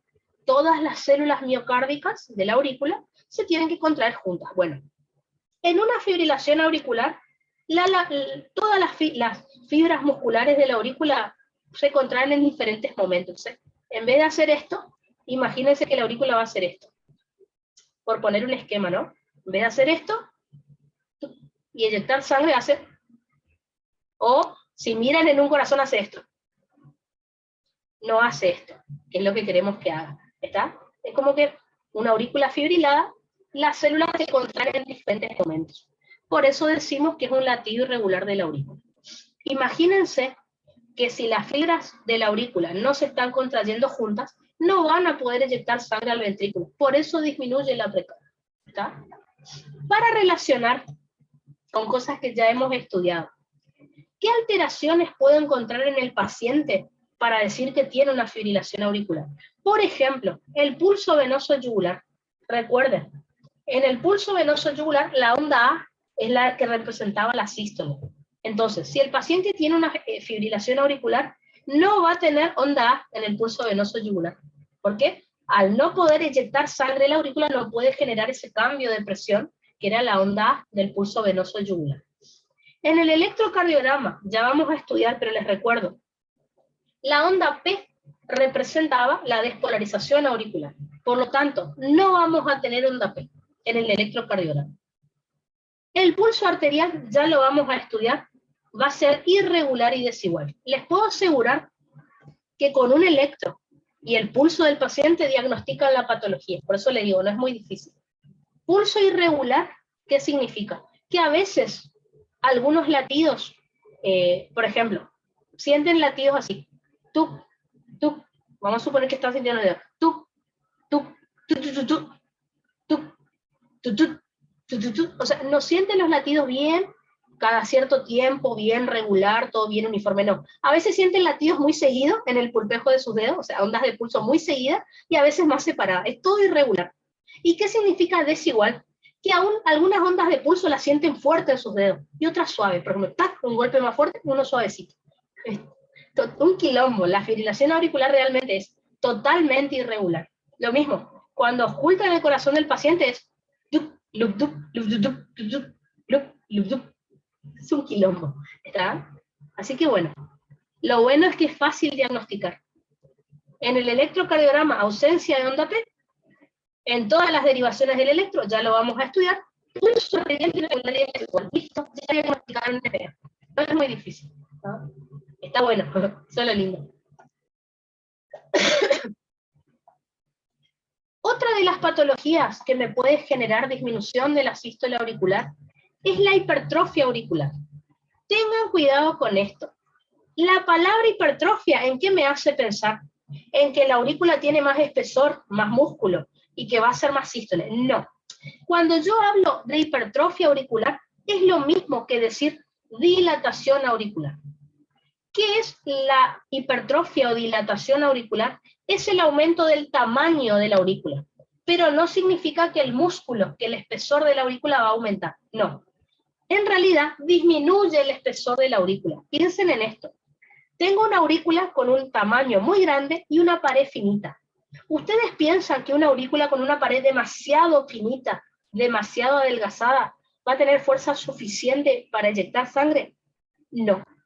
Por eso está disminuida la sístole auricular. Entonces, hipertrofia, no piensen que es aumento del espesor de la pared auricular. No, eso no existe. ¿Tá? Significa que la aurícula se vuelve muy finita y la cámara auricular muy grande. Ese es el problema que vamos a tener. Así que una aurícula con una pared demasiado delgada no va a poder eyectar una buena cantidad de sangre. ¿Tá? ¿Qué alteraciones vamos a encontrar en el paciente? En el pulso venoso yugular vamos a tener una onda A gigante. ¿Por qué una onda A gigante? Porque la aurícula tiene mucho tamaño, acumula mucha sangre. Por eso la presión está tan alta, pero no la puede eyectar esa sangre. Ese es el problema.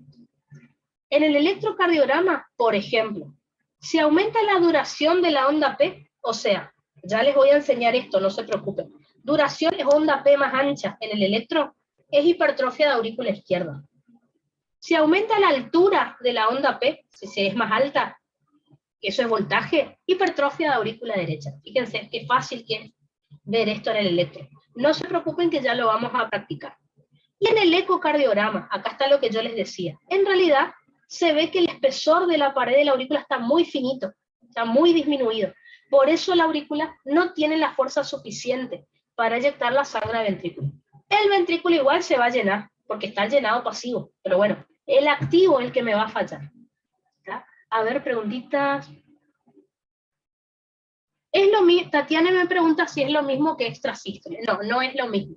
No es lo mismo que extrasístole. Las extrasístoles son ventriculares, ¿tá? No auriculares, son ventriculares y significa, ¿se acuerdan cuando yo les hablé de que el músculo cardíaco puede tener automatismo anormal? ¿Se acuerdan que yo les dije que a veces algunos grupitos de músculo cardíaco se pueden contraer sin estímulo? Bueno, una extrasístole ventricular sería eso, que el músculo, algunos grupitos de células de músculo cardíaco ventricular se contraen solos, sin que nadie les haya estimulado. Y eso en el electro aparece como una extrasístole. Por suerte este año no van a aprender eso, van a aprender recién en quinto lo que es una extrasístole. Pero sí, es como un latido del ventrículo anormal, como que aparece en un lugar donde nadie estimuló ese músculo y se contrae solo. Eso sería una extrasístole. Es una arritmia también, igual que la FA, son arritmias, pero de diferentes lugares del corazón, podríamos decir, ¿no?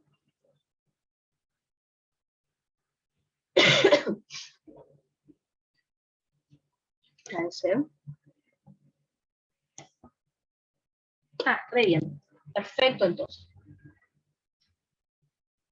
Eso entonces, muy poquito, pero bueno, es lo que tenemos que saber acerca de sístole auricular. Como pueden ver, fisiológicamente no me modifica mucho la precarga, porque solo representa un 20 o un 30%. Pero patológicamente sí, pueden ver como hay dos patologías que me disminuyen la sístole auricular. No tenemos ninguna que me aumente la sístole auricular, así que eso es lo que tenemos que estudiar. A ver. Vamos entonces con el último factor. El último factor que me genera que me modifica la precarga es la distensibilidad ventricular. O también lo podemos simbolizar como D mayúscula y D corta minúscula. ¿Qué es la distensibilidad ventricular? Vamos a decir que es la capacidad del músculo de estirarse o distenderse durante el llenado ventricular. No confundan distensibilidad con relajación. Relajación obviamente significa que el músculo no se está contrayendo, pero aparte de relajarse, el músculo se estira cuando se llena. Lo que puede pasar a veces es que el músculo esté relajado, pero no se puede estirar por algún motivo. ¿Tá? Una cuestión importante, no confundan distensibilidad con elasticidad. La distensibilidad es un factor que vamos a estudiar ahora en precarga. La elasticidad es poscarga, generalmente, ¿está? Y vamos a hacerlo más fácil. ¿Se acuerdan que yo una vez ya les dije la diferencia entre distensibilidad y elasticidad? Distensibilidad es cuando una estructura se estira, se deforma. Elasticidad es cuando vuelve a su forma inicial luego de haberse estirado. Distensibilidad, elasticidad. Distensibilidad, elasticidad. No digo contracción, relajación, no, estoy hablando de otra cosa, ¿tá? Sin estar en contracción o en relajación, el músculo se puede estirar cuando se llena, y después puede tener elasticidad luego de haberse distendido, ¿está? En las arterias y venas vamos a estudiar lo mismo, en el pulmón también, ¿está? Entonces, ¿cuáles son los factores que me van a modificar la distensibilidad ventricular? Tenemos la elasticidad ventricular, que acá en esta formulita que les puse, se simboliza con la letra epsilon. ¿Qué es la elasticidad ventricular? Como les dije recién, es la capacidad del ventrículo de volver a su diámetro inicial luego de haberse distendido. ¿Cuáles son las causas de la elasticidad que tiene el músculo cardíaco? Recuerden que es la titina, que es el filamento en forma de tirabuzón que tenía el sarcómero, y el tejido conectivo que tiene el músculo cardíaco. Ambos factores hacen que el músculo cardíaco sea elástico. El corazón, el músculo cardíaco tiene más elasticidad que el músculo esquelético, o sea, no se estira mucho porque enseguida ya quiere volver a su diámetro inicial. Dicho de otra manera, el ventrículo es más rígido, el músculo cardíaco es más rígido que el esquelético, siempre. Por otro lado, otro de los factores es el espesor de la pared del ventrículo, que lo vamos a simbolizar con la letra mu, la de micra, ¿tá? Es la misma. Ustedes recuerden que el espesor normal de las paredes del ventrículo es, en el ventrículo izquierdo dijimos que era 1,5 centímetros o 15 milímetros, eso es lo normal. En el ventrículo derecho es 0,5 centímetros, o lo que es lo mismo 5 milímetros. Entonces, ¿para qué les sirve esta formulita que yo les puse acá? Fíjense que según esta fórmula, distensibilidad y elasticidad se modifican de manera directamente proporcional. ¿Qué significa esto? Que si aumenta la distensibilidad, o sea, si el ventrículo se distiende mucho, luego, más rápido, va a retornar a su estado inicial. Eso es lo que dice esta formulita. Por otro lado, el espesor de la pared del ventrículo es inversamente proporcional a la distensibilidad. Y ese es el factor más importante. Si aumenta mucho el espesor de la pared del ventrículo, por ejemplo, disminuye la distensibilidad. Lo voy a hacer más fácil para que me entiendan. Les voy a poner un ejemplo que nada que ver, pero... Una persona que va al gimnasio. Imagínense un pibe que va al gimnasio, hace mucha pesa y tiene hipertrofia de músculo esquelético. ¿Cómo camina esa persona? ¿No es cierto? Una persona que tiene mucha hipertrofia de músculo esquelético camina más trabado, le decimos acá en Argentina, más como rígido, ¿no es cierto? El músculo al hipertrofiarse se vuelve más rígido, no tiene tanta distensibilidad, o sea que, y eso hace que las articulaciones también queden rígidas, por eso esa persona camina como más, ¿no es cierto? Bueno, piensen, posta, dice Ruth, sí, bueno, piénsenlo así, piensen que lo voy a decir en forma de chiste, pero es verdad. Piensen que el corazón fue mucho al gimnasio y la pared del corazón se engrosa mucho. ¿Qué le va a pasar a ese ventrículo? Piensen en esto. Si el ventrículo está demasiado rígido, demasiado grueso, perdón, ¿se va a poder distender un ventrículo demasiado grueso, demasiado rígido? No.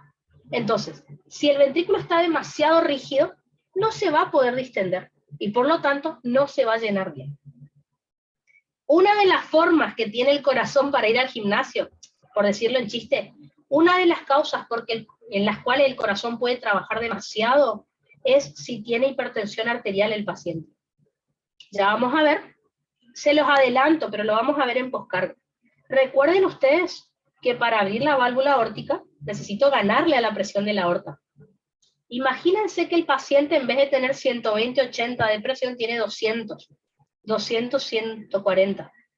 El ventrículo va a tener que hacer más fuerza para ganarle a esa presión tan alta de aorta.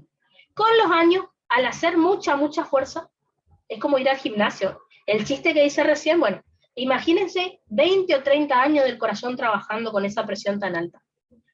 Trabaja y trabaja con mucha fuerza todos los días durante 30 años para abrir esa válvula aórtica, porque la aorta tiene una presión de 200. Imagínense, tantos años de trabajar tanto, el espesor de la pared del corazón va a empezar a aumentar. ¿Cuál es el problema? Que se va a volver demasiado rígido. Miren lo que les dije acá. Uy.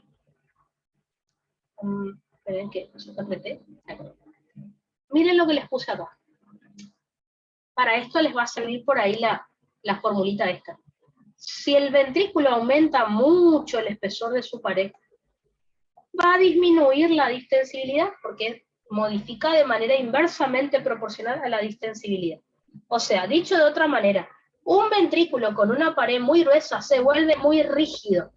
Y si es muy rígido, no se va a poder distender para llenarse correctamente. Y ahí está el problema, se va a empezar a llenar mal y eso me va a llevar a trastornos de la precarga. Entonces, fíjense acá, causa de disminución de la distensibilidad ventricular, causa de aumento de distensibilidad no hay. ¿Tá?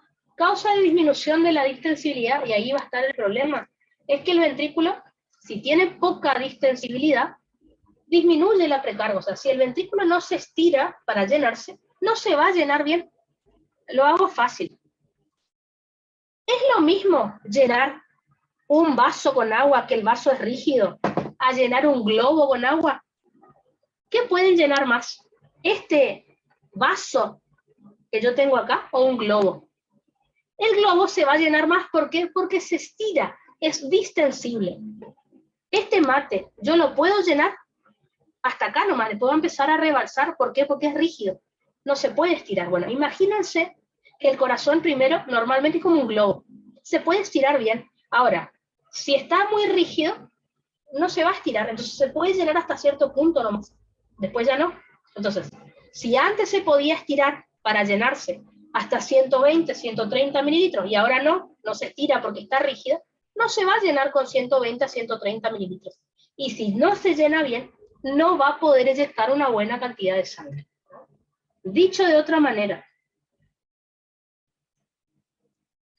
si el ventrículo no se llena bien, si el ventrículo disminuye su distensibilidad, disminuye su precarga, o sea, no se llena bien, por lo tanto, disminuye la fuerza de contracción, disminuye el volumen sistólico, disminuye el gasto cardíaco. Una de las causas de disminución de la distensibilidad ventricular es la hipertrofia ventricular concéntrica. Otra forma fácil de decir esto es aumenta el espesor de la pared ventricular, del miocardio, aumenta la cantidad de músculo. ¿Cuál es el problema? Que el músculo crece hacia adentro, o sea, aumenta el espesor, pero me disminuye también el tamaño de la cámara. Por lo tanto, el ventrículo está muy rígido, no se puede distender cuando se llena, por lo tanto, disminuye la distensibilidad y la precarga, como les dije. Ahora, puede ser que el problema no sea el músculo cardíaco, sino el pericardio. Recuerden ustedes que yo les conté que el pericardio tiene cierta cantidad de líquido nomás, que permite que las hojas pericárdicas se puedan desplazar bien sin generar dolor. Bueno, imagínense que en ese espacio pericárdico haya una sustancia que ocupe lugar, y que al ocupar lugar es como una coraza que me envuelve al corazón. Imagínense esto. Imagínense si a mí ahora me pusieran acá un yeso bien fuerte y apretado, o un corset que a mí no me va a dejar distender mi tórax para respirar. Bueno, imagínense si al corazón le colocamos una coraza dura por fuera que no le deje estirarse. Bueno, eso pasa en las enfermedades pericárdicas. Va a haber algún líquido, alguna sustancia en el pericardio que no le va a dejar distenderse bien al corazón. Por ejemplo, puede ser un hemopericardio, que es sangre ocupando lugar en el espacio pericárdico. Lo más grave, puede ser un neumopericardio, que es aire ocupando lugar en el espacio pericárdico. Ese aire es el que comprime al corazón y no le deja estirarse bien. Puede ser un derrame pericárdico, es decir, líquido pericárdico por encima de 50 mililitros. Recuerden que 10 a 50 mililitros era lo normal. Por encima de 50 se empieza a complicar. Puede ser una pericarditis constrictiva. Recuerden que el término itis significa inflamación.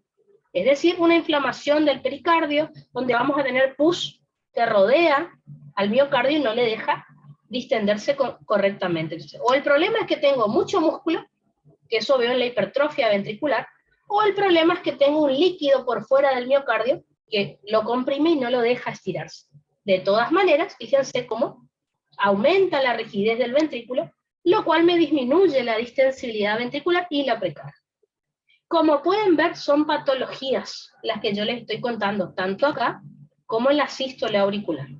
Por eso habrán visto que lo que más el profe pregunta en los orales es retorno venoso. Es lo que más pregunta, porque el retorno venoso es el que más factores tiene, se afecta de forma fisiológica, se afecta de forma patológica. Así que, en resumen, ¿qué fue lo que les estuve contando hasta acá? En cuanto a las alteraciones de la precarga, les dije que había situaciones que me pueden disminuir la precarga, como por ejemplo, disminución del retorno venoso, y ahí vimos varias causas, ¿se acuerdan? El más importante, disminución de la volemia, vasodilatación venosa. Vimos también paciente de pie, la expiración, todo eso me disminuía el retorno venoso. Vimos disminución de la sístole auricular, por ejemplo, en la fibrilación auricular y en la hipertrofia auricular. Y vimos la disminución de distensibilidad ventricular distal, DV, distensibilidad ventricular, por ejemplo, en la hipertrofia ventricular y en las enfermedades del pericardio. Todas esas situaciones que yo les conté me disminuyen la precarga, es decir, el volumen de fin de diástole, disminuyen la fuerza de contracción, disminuye el volumen sistólico y disminuye el gasto cardíaco. Por otro lado, ¿qué otras cosas estuvimos charlando acerca de precarga? En cuanto a situaciones que me aumentan la precarga, solo vimos un factor, que es el aumento del retorno venoso. A su vez, situaciones que me aumentan el retorno venoso, ¿qué estuvimos estudiando? Primero que todo, aumento de la volemia. Decúbito, paciente de pie, pero haciendo ejercicio. Sustancias vasoconstrictoras, ¿no? Muchas situaciones que estuvimos estudiando. Recuerden, todas ellas me aumentaban el retorno venoso. La inspiración me faltó también. Si aumenta el retorno venoso, recuerden que aumenta la precarga, es decir, el volumen de fin de diástole, aumenta la fuerza de contracción, aumenta el volumen sistólico, aumenta el gasto cardíaco. Así que, en resumen, todo esto fue lo que yo les conté. Por último, y ya saben que esto sí el profe les preguntó. Si una persona tiene aumento de precarga, ¿cómo se va a ver modificado el loop volumen-presión? O sea, el ciclo de volumen-presión que estuvimos estudiando. El dibujito lo tienen ahí en el pizarrón, pero les quiero mostrar yo cómo se modifica, a ver qué forma tiene el gráfico y algunas cuestiones choice que el profe les va a preguntar. Espérenme 2 segundos, prendo la luz.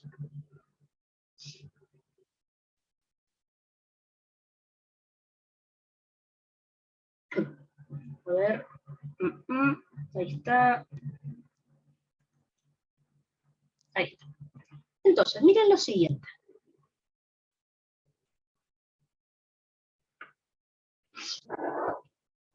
¿Ven? Acá yo les dibujé el loop volumen-presión normal, ¿no es cierto? A ver si tengo por acá. ¿Se acuerdan de esto? Esto es lo que nosotros estuvimos estudiando y a la mañana. Yo les dibujé todos los 4 puntos que indicaban los cierres y aperturas valvulares, todas las 4 curvas, ¿está? Bueno, lo mismo hice acá, pero con color negro nomás, porque ya lo hemos estudiado, ¿está? Este es el loop volumen-presión normal. Como pueden ver acá, repaso 2 segundos para que recuerden lo que ya les expliqué.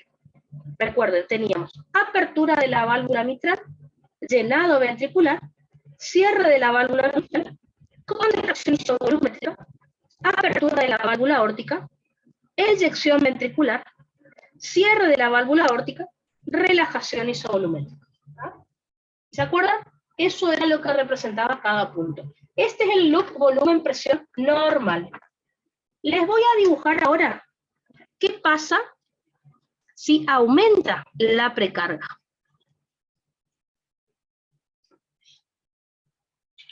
Eso es lo que el profe quiere saber. Ahora, este gráfico normal, les voy a dibujar con color qué pasa si aumenta la precarga. A ver. ya terminamos, ya. Que no explote sus cabezas. Entonces, recuerden, de todos los factores que me modifican la precarga, ¿cuál era el más importante? El retorno venoso, ¿se acuerdan? Así que, principal causa de aumento de la precarga, aumento del retorno venoso. Pensemos de vuelta. Principal causa de aumento del retorno venoso, la volemia. Así que, en algunos libros, en vez de decir aumento de precarga, adivinen qué dice. Dice sobrecarga de volumen. Sobrecarga de volumen. ¿Por qué? Porque el aumento de la volemia es el principal factor que me aumenta el retorno venoso. Y el aumento del retorno venoso me aumenta la precarga. Entonces, este gráfico en algunos libros figura como aumento de precarga. Les muestro cuál es el gráfico. Recuerden, repasemos. ¿Cuál era la definición de precarga? La precarga era el volumen de fin de diástole, básicamente. Así que,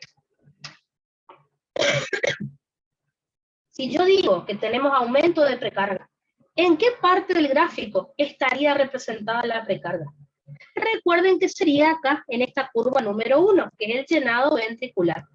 Si estoy diciendo que aumenta la precarga, estoy diciendo que aumenta el llenado ventricular, o sea, el volumen de fin de diástole. Entonces, el volumen de fin de diástole, en vez de ser de 120 mililitros, vamos a extender un poco la curva.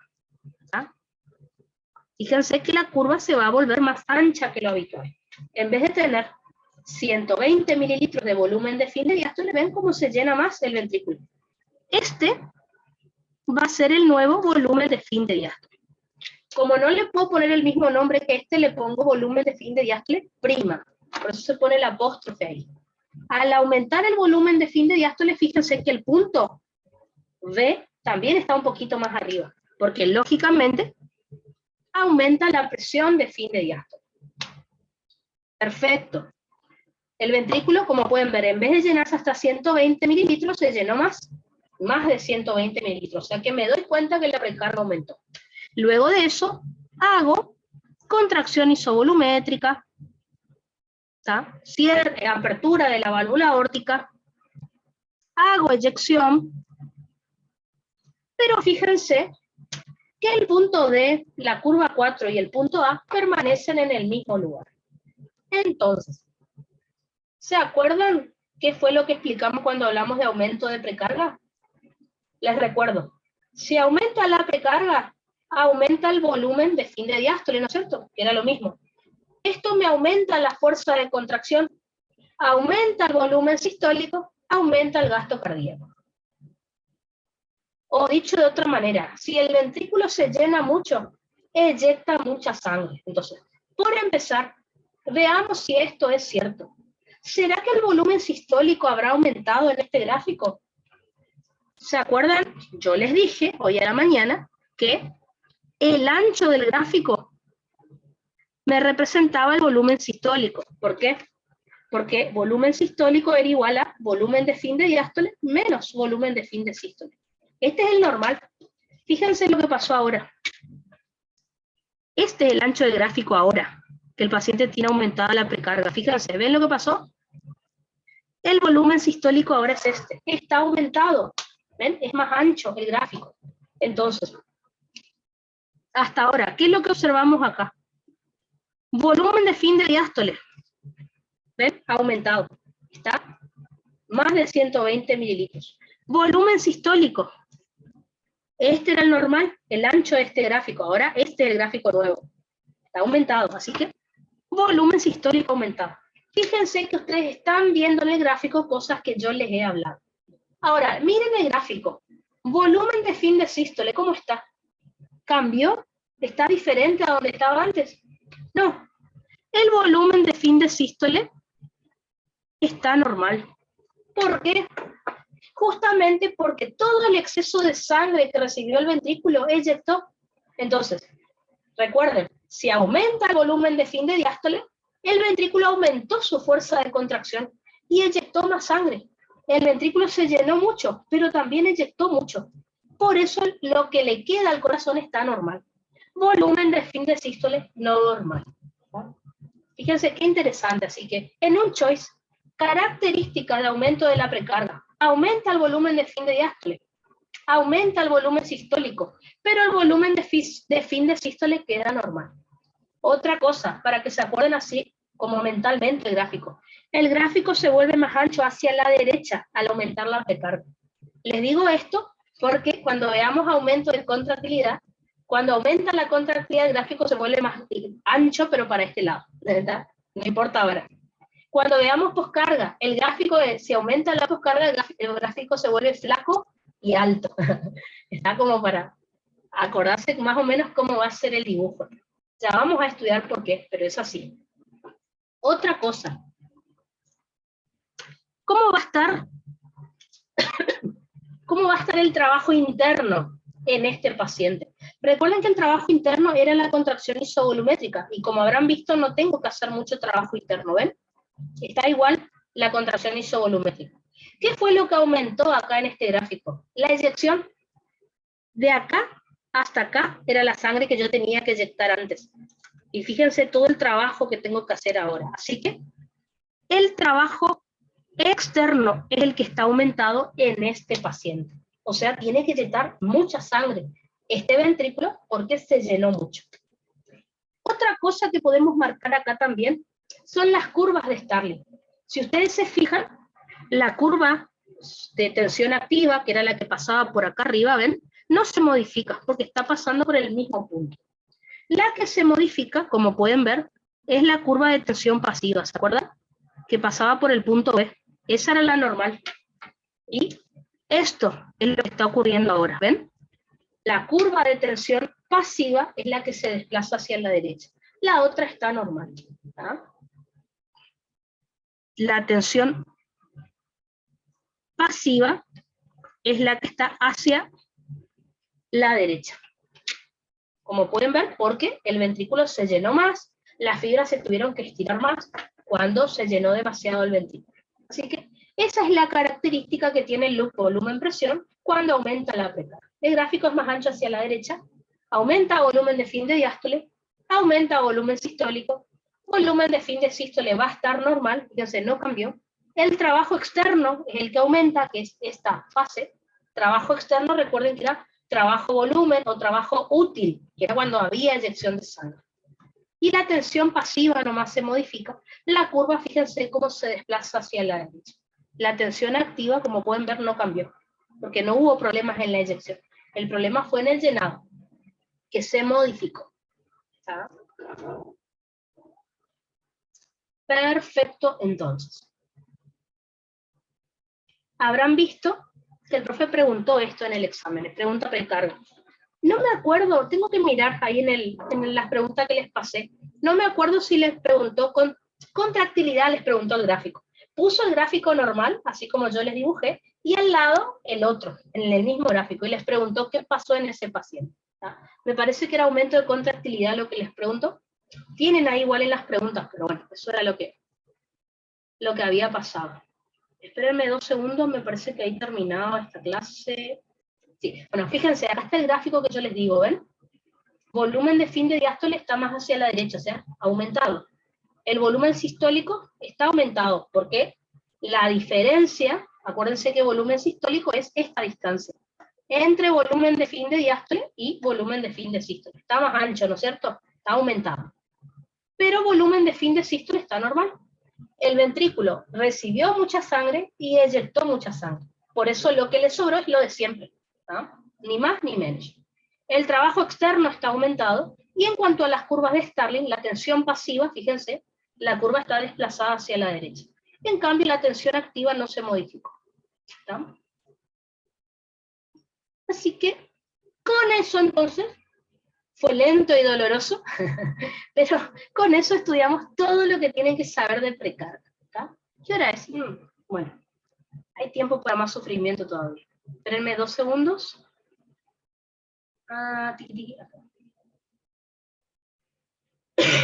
Vamos a ver un tema cortito para descansar la mente. No vamos a terminar la clase acá, pero para descansar la mente, hacer un tema cortito, por suerte, y que veo que lo van a conocer bastante, que es contractilidad. ¿Está? Entonces, dijimos, recordemos qué es lo que estamos estudiando. Estamos estudiando factores que me modifican el volumen sistólico.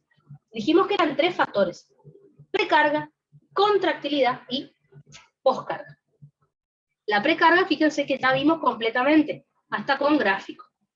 Otro de los factores que tenemos que estudiar, fíjense que es la contractilidad.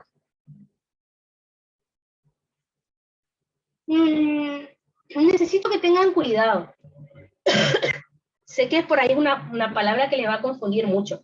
Cuando nosotros estudiamos, ¿se acuerdan propiedades cardíacas que estudiamos el sábado antes de tomarnos el fin de libre? ¿Tá? Cuando hablamos de contractilidad como propiedad cardíaca, es lo mismo decir contractilidad que inotropismo, cuando hablamos de propiedad cardíaca. Ahora, cuando hablamos de contractilidad como factor que modifica el volumen sistólico, es lo mismo que hablar de vigor ventricular. Contractilidad o vigor ventricular es lo mismo. Pero acá no estoy hablando de la propiedad cardíaca del músculo, acá estoy hablando de un factor que modifica el volumen sistólico. Es casi lo mismo, pero en cuanto a las definiciones estamos hablando de cosas diferentes, a eso me refiero. Entonces, ¿qué es la contractilidad? Vamos a decir que es la capacidad del ventrículo izquierdo de contraerse para eyectar sangre hacia la arteria aorta.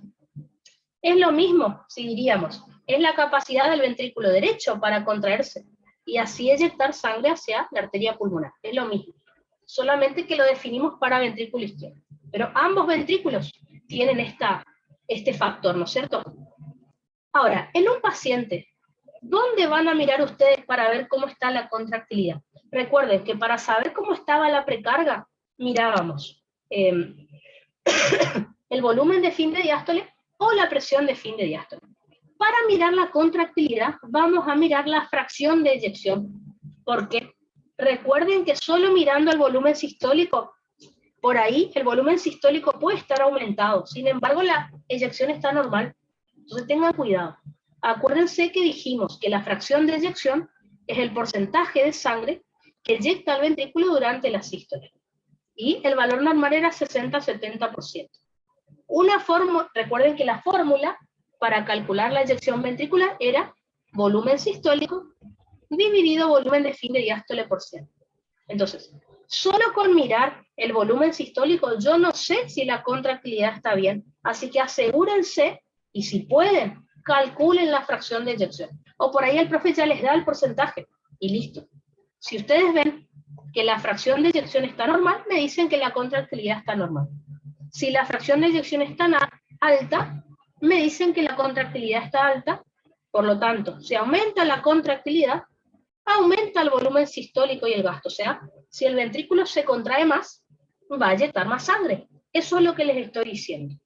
Si ustedes ven que la fracción de eyección está más baja, me está indicando una baja contractilidad. ¿Qué significa? Que el ventrículo no se está contrayendo bien.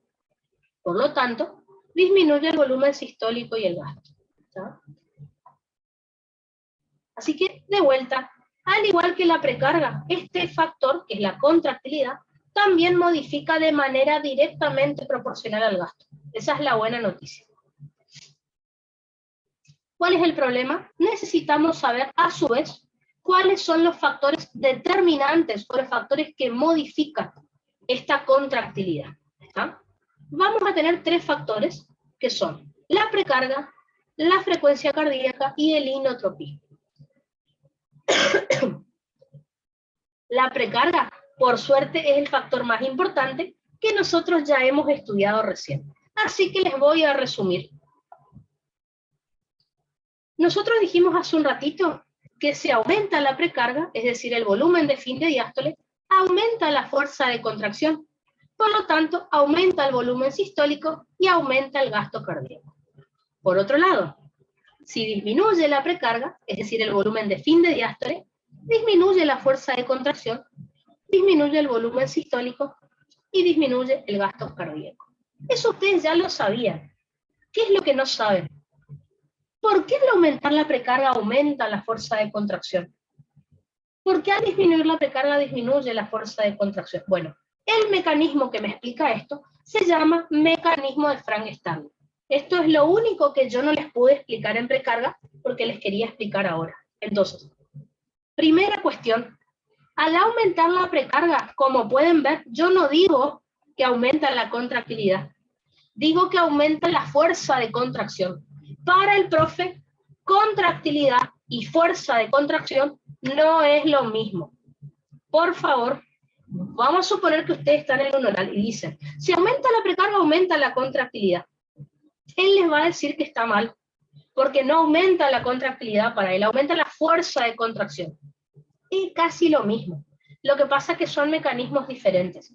¿Por qué el profe acá dice fuerza de contracción y no dice contractilidad? Porque la fuerza de contracción se produce cuando se modifica la longitud de la fibra. Y eso se explica con este mecanismo de Frank-Starling, que no es lo mismo que curvas de Starling que vimos anteriormente. Entonces, el mecanismo de Frank-Starling también se llama regulación heterométrica de la fibra muscular. Hetero significa diferente, métrica es longitud.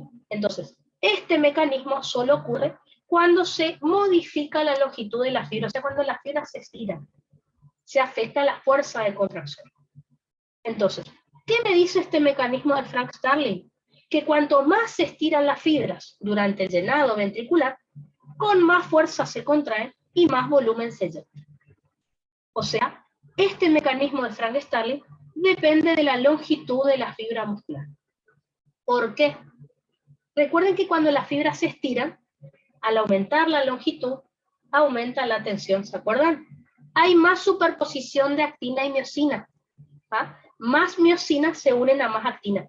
Por eso el ventrículo se contrae con más fuerza de contracción. Por favor, digan fuerza de contracción, no contractilidad. ¿Por qué les digo esto? La fuerza de contracción ocurre cuando se estira la fibra. Va a tener más fuerza. En cambio, si yo uso la palabra contractilidad en vez de fuerza de contracción, no se modifica la longitud de la fibra. Por ejemplo, en este segundo efecto que les tengo que contar. Entonces, acá me pueden hablar de contractilidad o de fuerza de contracción. ¿Cuándo van a hablar de fuerza de contracción? Cuando hablen de precarga. La precarga me modifica la fuerza de contracción. ¿Por qué? Porque me estira la fibra cuando el ventrículo se llene. En cambio, cuando ustedes vean que no están hablando de precarga, están hablando de otro factor, usen el término contractilidad como les voy a mostrar ahora. Por ejemplo, el segundo factor que me afecta la contractilidad o la fuerza de contracción, depende de qué estén hablando, es la frecuencia cardíaca. Fíjense, al aumentar la frecuencia cardíaca, aumenta la contractilidad por el efecto escalera o trepé, lo cual aumenta el volumen sistólico y el gasto cardíaco. Si disminuye la frecuencia cardíaca, disminuye la contractilidad, y esto me disminuye el volumen sistólico y el gasto cardíaco. En ningún momento dije que la fibra se estiró. Por eso, como pueden ver, no uso la palabra fuerza de contracción, uso el término contractilidad. ¿Por qué?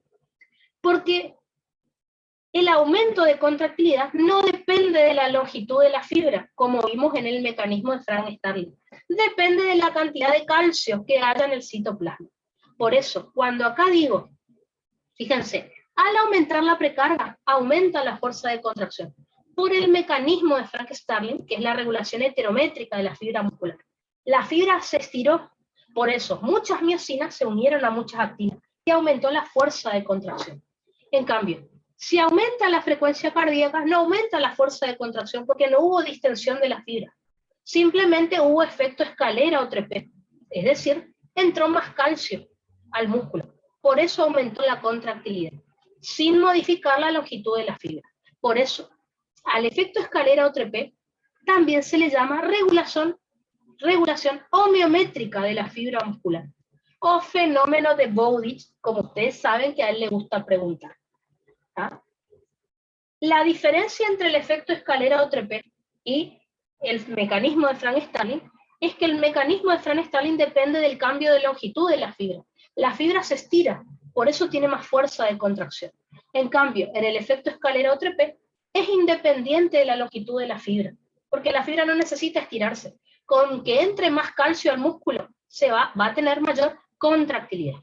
Eso es lo que el profe quiere que le digan cuando pregunta la diferencia entre fuerza de contracción y contractilidad. La fuerza de contracción depende de la longitud de la fibra, depende de la precarga que me afecta a la longitud de las fibras musculares.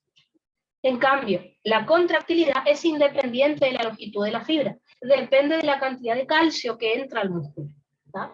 Entonces, ¿qué me dice este efecto escalera o trepé?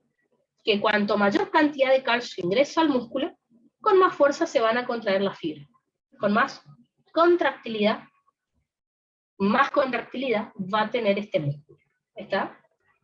Esa es la diferencia para el profe. Para mí es lo mismo, pero para él no. ¿Está? Así que no es lo mismo decir fuerza de contracción que contractilidad. Para hacerlo fácil, si están por hablar de precarga, hablen de fuerza de contracción. Si van a hablar de alguna otra causa, contractilidad. Esa sería la forma fácil de decir. Les defino esto por último y ahí nos vamos. Entonces, ¿cómo funcionaría este mecanismo de Frank-Starling? Recuerden que el sistema nervioso simpático me libera noradrenalina. Esta noradrenalina se une a receptores beta-1 adrenérgicos, recuerden, asociados a proteína GS, lo cual ya sabemos que me estimula la adenilato ciclasa, aumenta AMP cíclico. Recuerden, el AMP cíclico dijimos en clases anteriores que me abrían muchos canales de sodio HCN, o sea, se acelera la DD, la despolarización diastólica espontánea, lo cual me aumenta la frecuencia cardíaca. Por lo tanto, el nódulo sinusal estimula mucho al músculo estriado cardíaco, entra mucho calcio al músculo cardíaco y aumenta la contractilidad. Por eso la frecuencia cardíaca aumenta la contractilidad. Por ejemplo, vamos al revés. El parasimpático libera acetilcolina. La acetilcolina, recuerden que se une a receptores muscarínicos tipo 2, que son asociados a proteína G.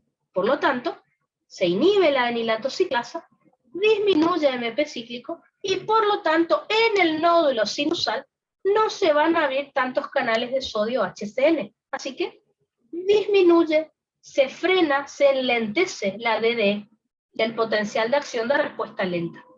Por eso disminuye la frecuencia cardíaca. Disminución de la frecuencia cardíaca significa que el nódulo sinusal no estimula tanto al músculo cardíaco.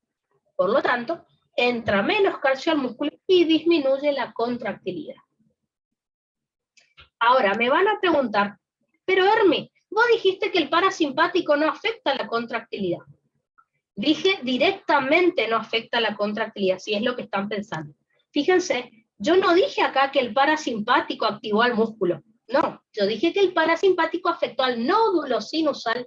El nódulo sinusal afectó al corazón, al músculo cardíaco. ¿Entienden la diferencia? El parasimpático directamente me disminuye la contractilidad. No, porque el músculo cardíaco no tiene receptores para acetilcolina. Pero no es lo que yo dije acá. Yo acá estoy diciendo que el parasimpático me disminuye la frecuencia cardíaca y la frecuencia cardíaca baja me disminuye la contractilidad. ¿Okay? Quiero que entiendan bien la diferencia. Porque van a decir, Hermi, pero vos dijiste en la otra clase. No, no dije lo mismo. ¿Está? Ojo con eso. Eso sería entonces el efecto escalera o trepé. Y es pregunta de examen. Diferenciar fuerza de contracción, que es gracias a la precarga, al mecanismo de Frank-Starling, de contractilidad, que ocurre gracias a el efecto escalera o trepé, o fenómeno de Bowditch, como él suele decir. ¿Está? Vamos a quedarnos hasta ahí. El último factor que nos está faltando estudiar, de contractilidad, lo vamos a ver mañana, es el inotropismo, o estado inotrópico del corazón, que ya vimos como propiedad cardíaca, así que podemos hacer un repaso que no hay tanto drama. Así que mañana terminamos de dar contractilidad, ahí damos poscarga, que poscarga les aconsejo que traigan mucha glucosa en sangre y cerebro, porque poscarga es un tema un poco difícil. Una vez que terminamos poscarga, les preparé un PowerPoint para mostrarles situaciones que el profe les puede llegar a preguntar en los orales, en los escritos, para ver qué le van a contestar. O sea, como que con el PowerPoint quiero que relacionemos precarga con tractilidad y poscarga, si el profe me pregunta. Por ejemplo, él me va a decir, si una persona hace ejercicio, ¿cómo está la precarga, la poscarga y la contractilidad? Y yo tengo que relacionar todo. Bueno, ese ejercicio mental lo vamos a hacer mañana también. Así que mañana seguimos, ¿tá? No se desesperen, que esta es la parte más difícil de cardio, después se pone más tranqui. Así que bueno, mañana nos vemos y ya saben, cualquier duda que tengan me preguntan por WhatsApp y yo estoy acá, ¿verdad? Nos vemos. Chocito.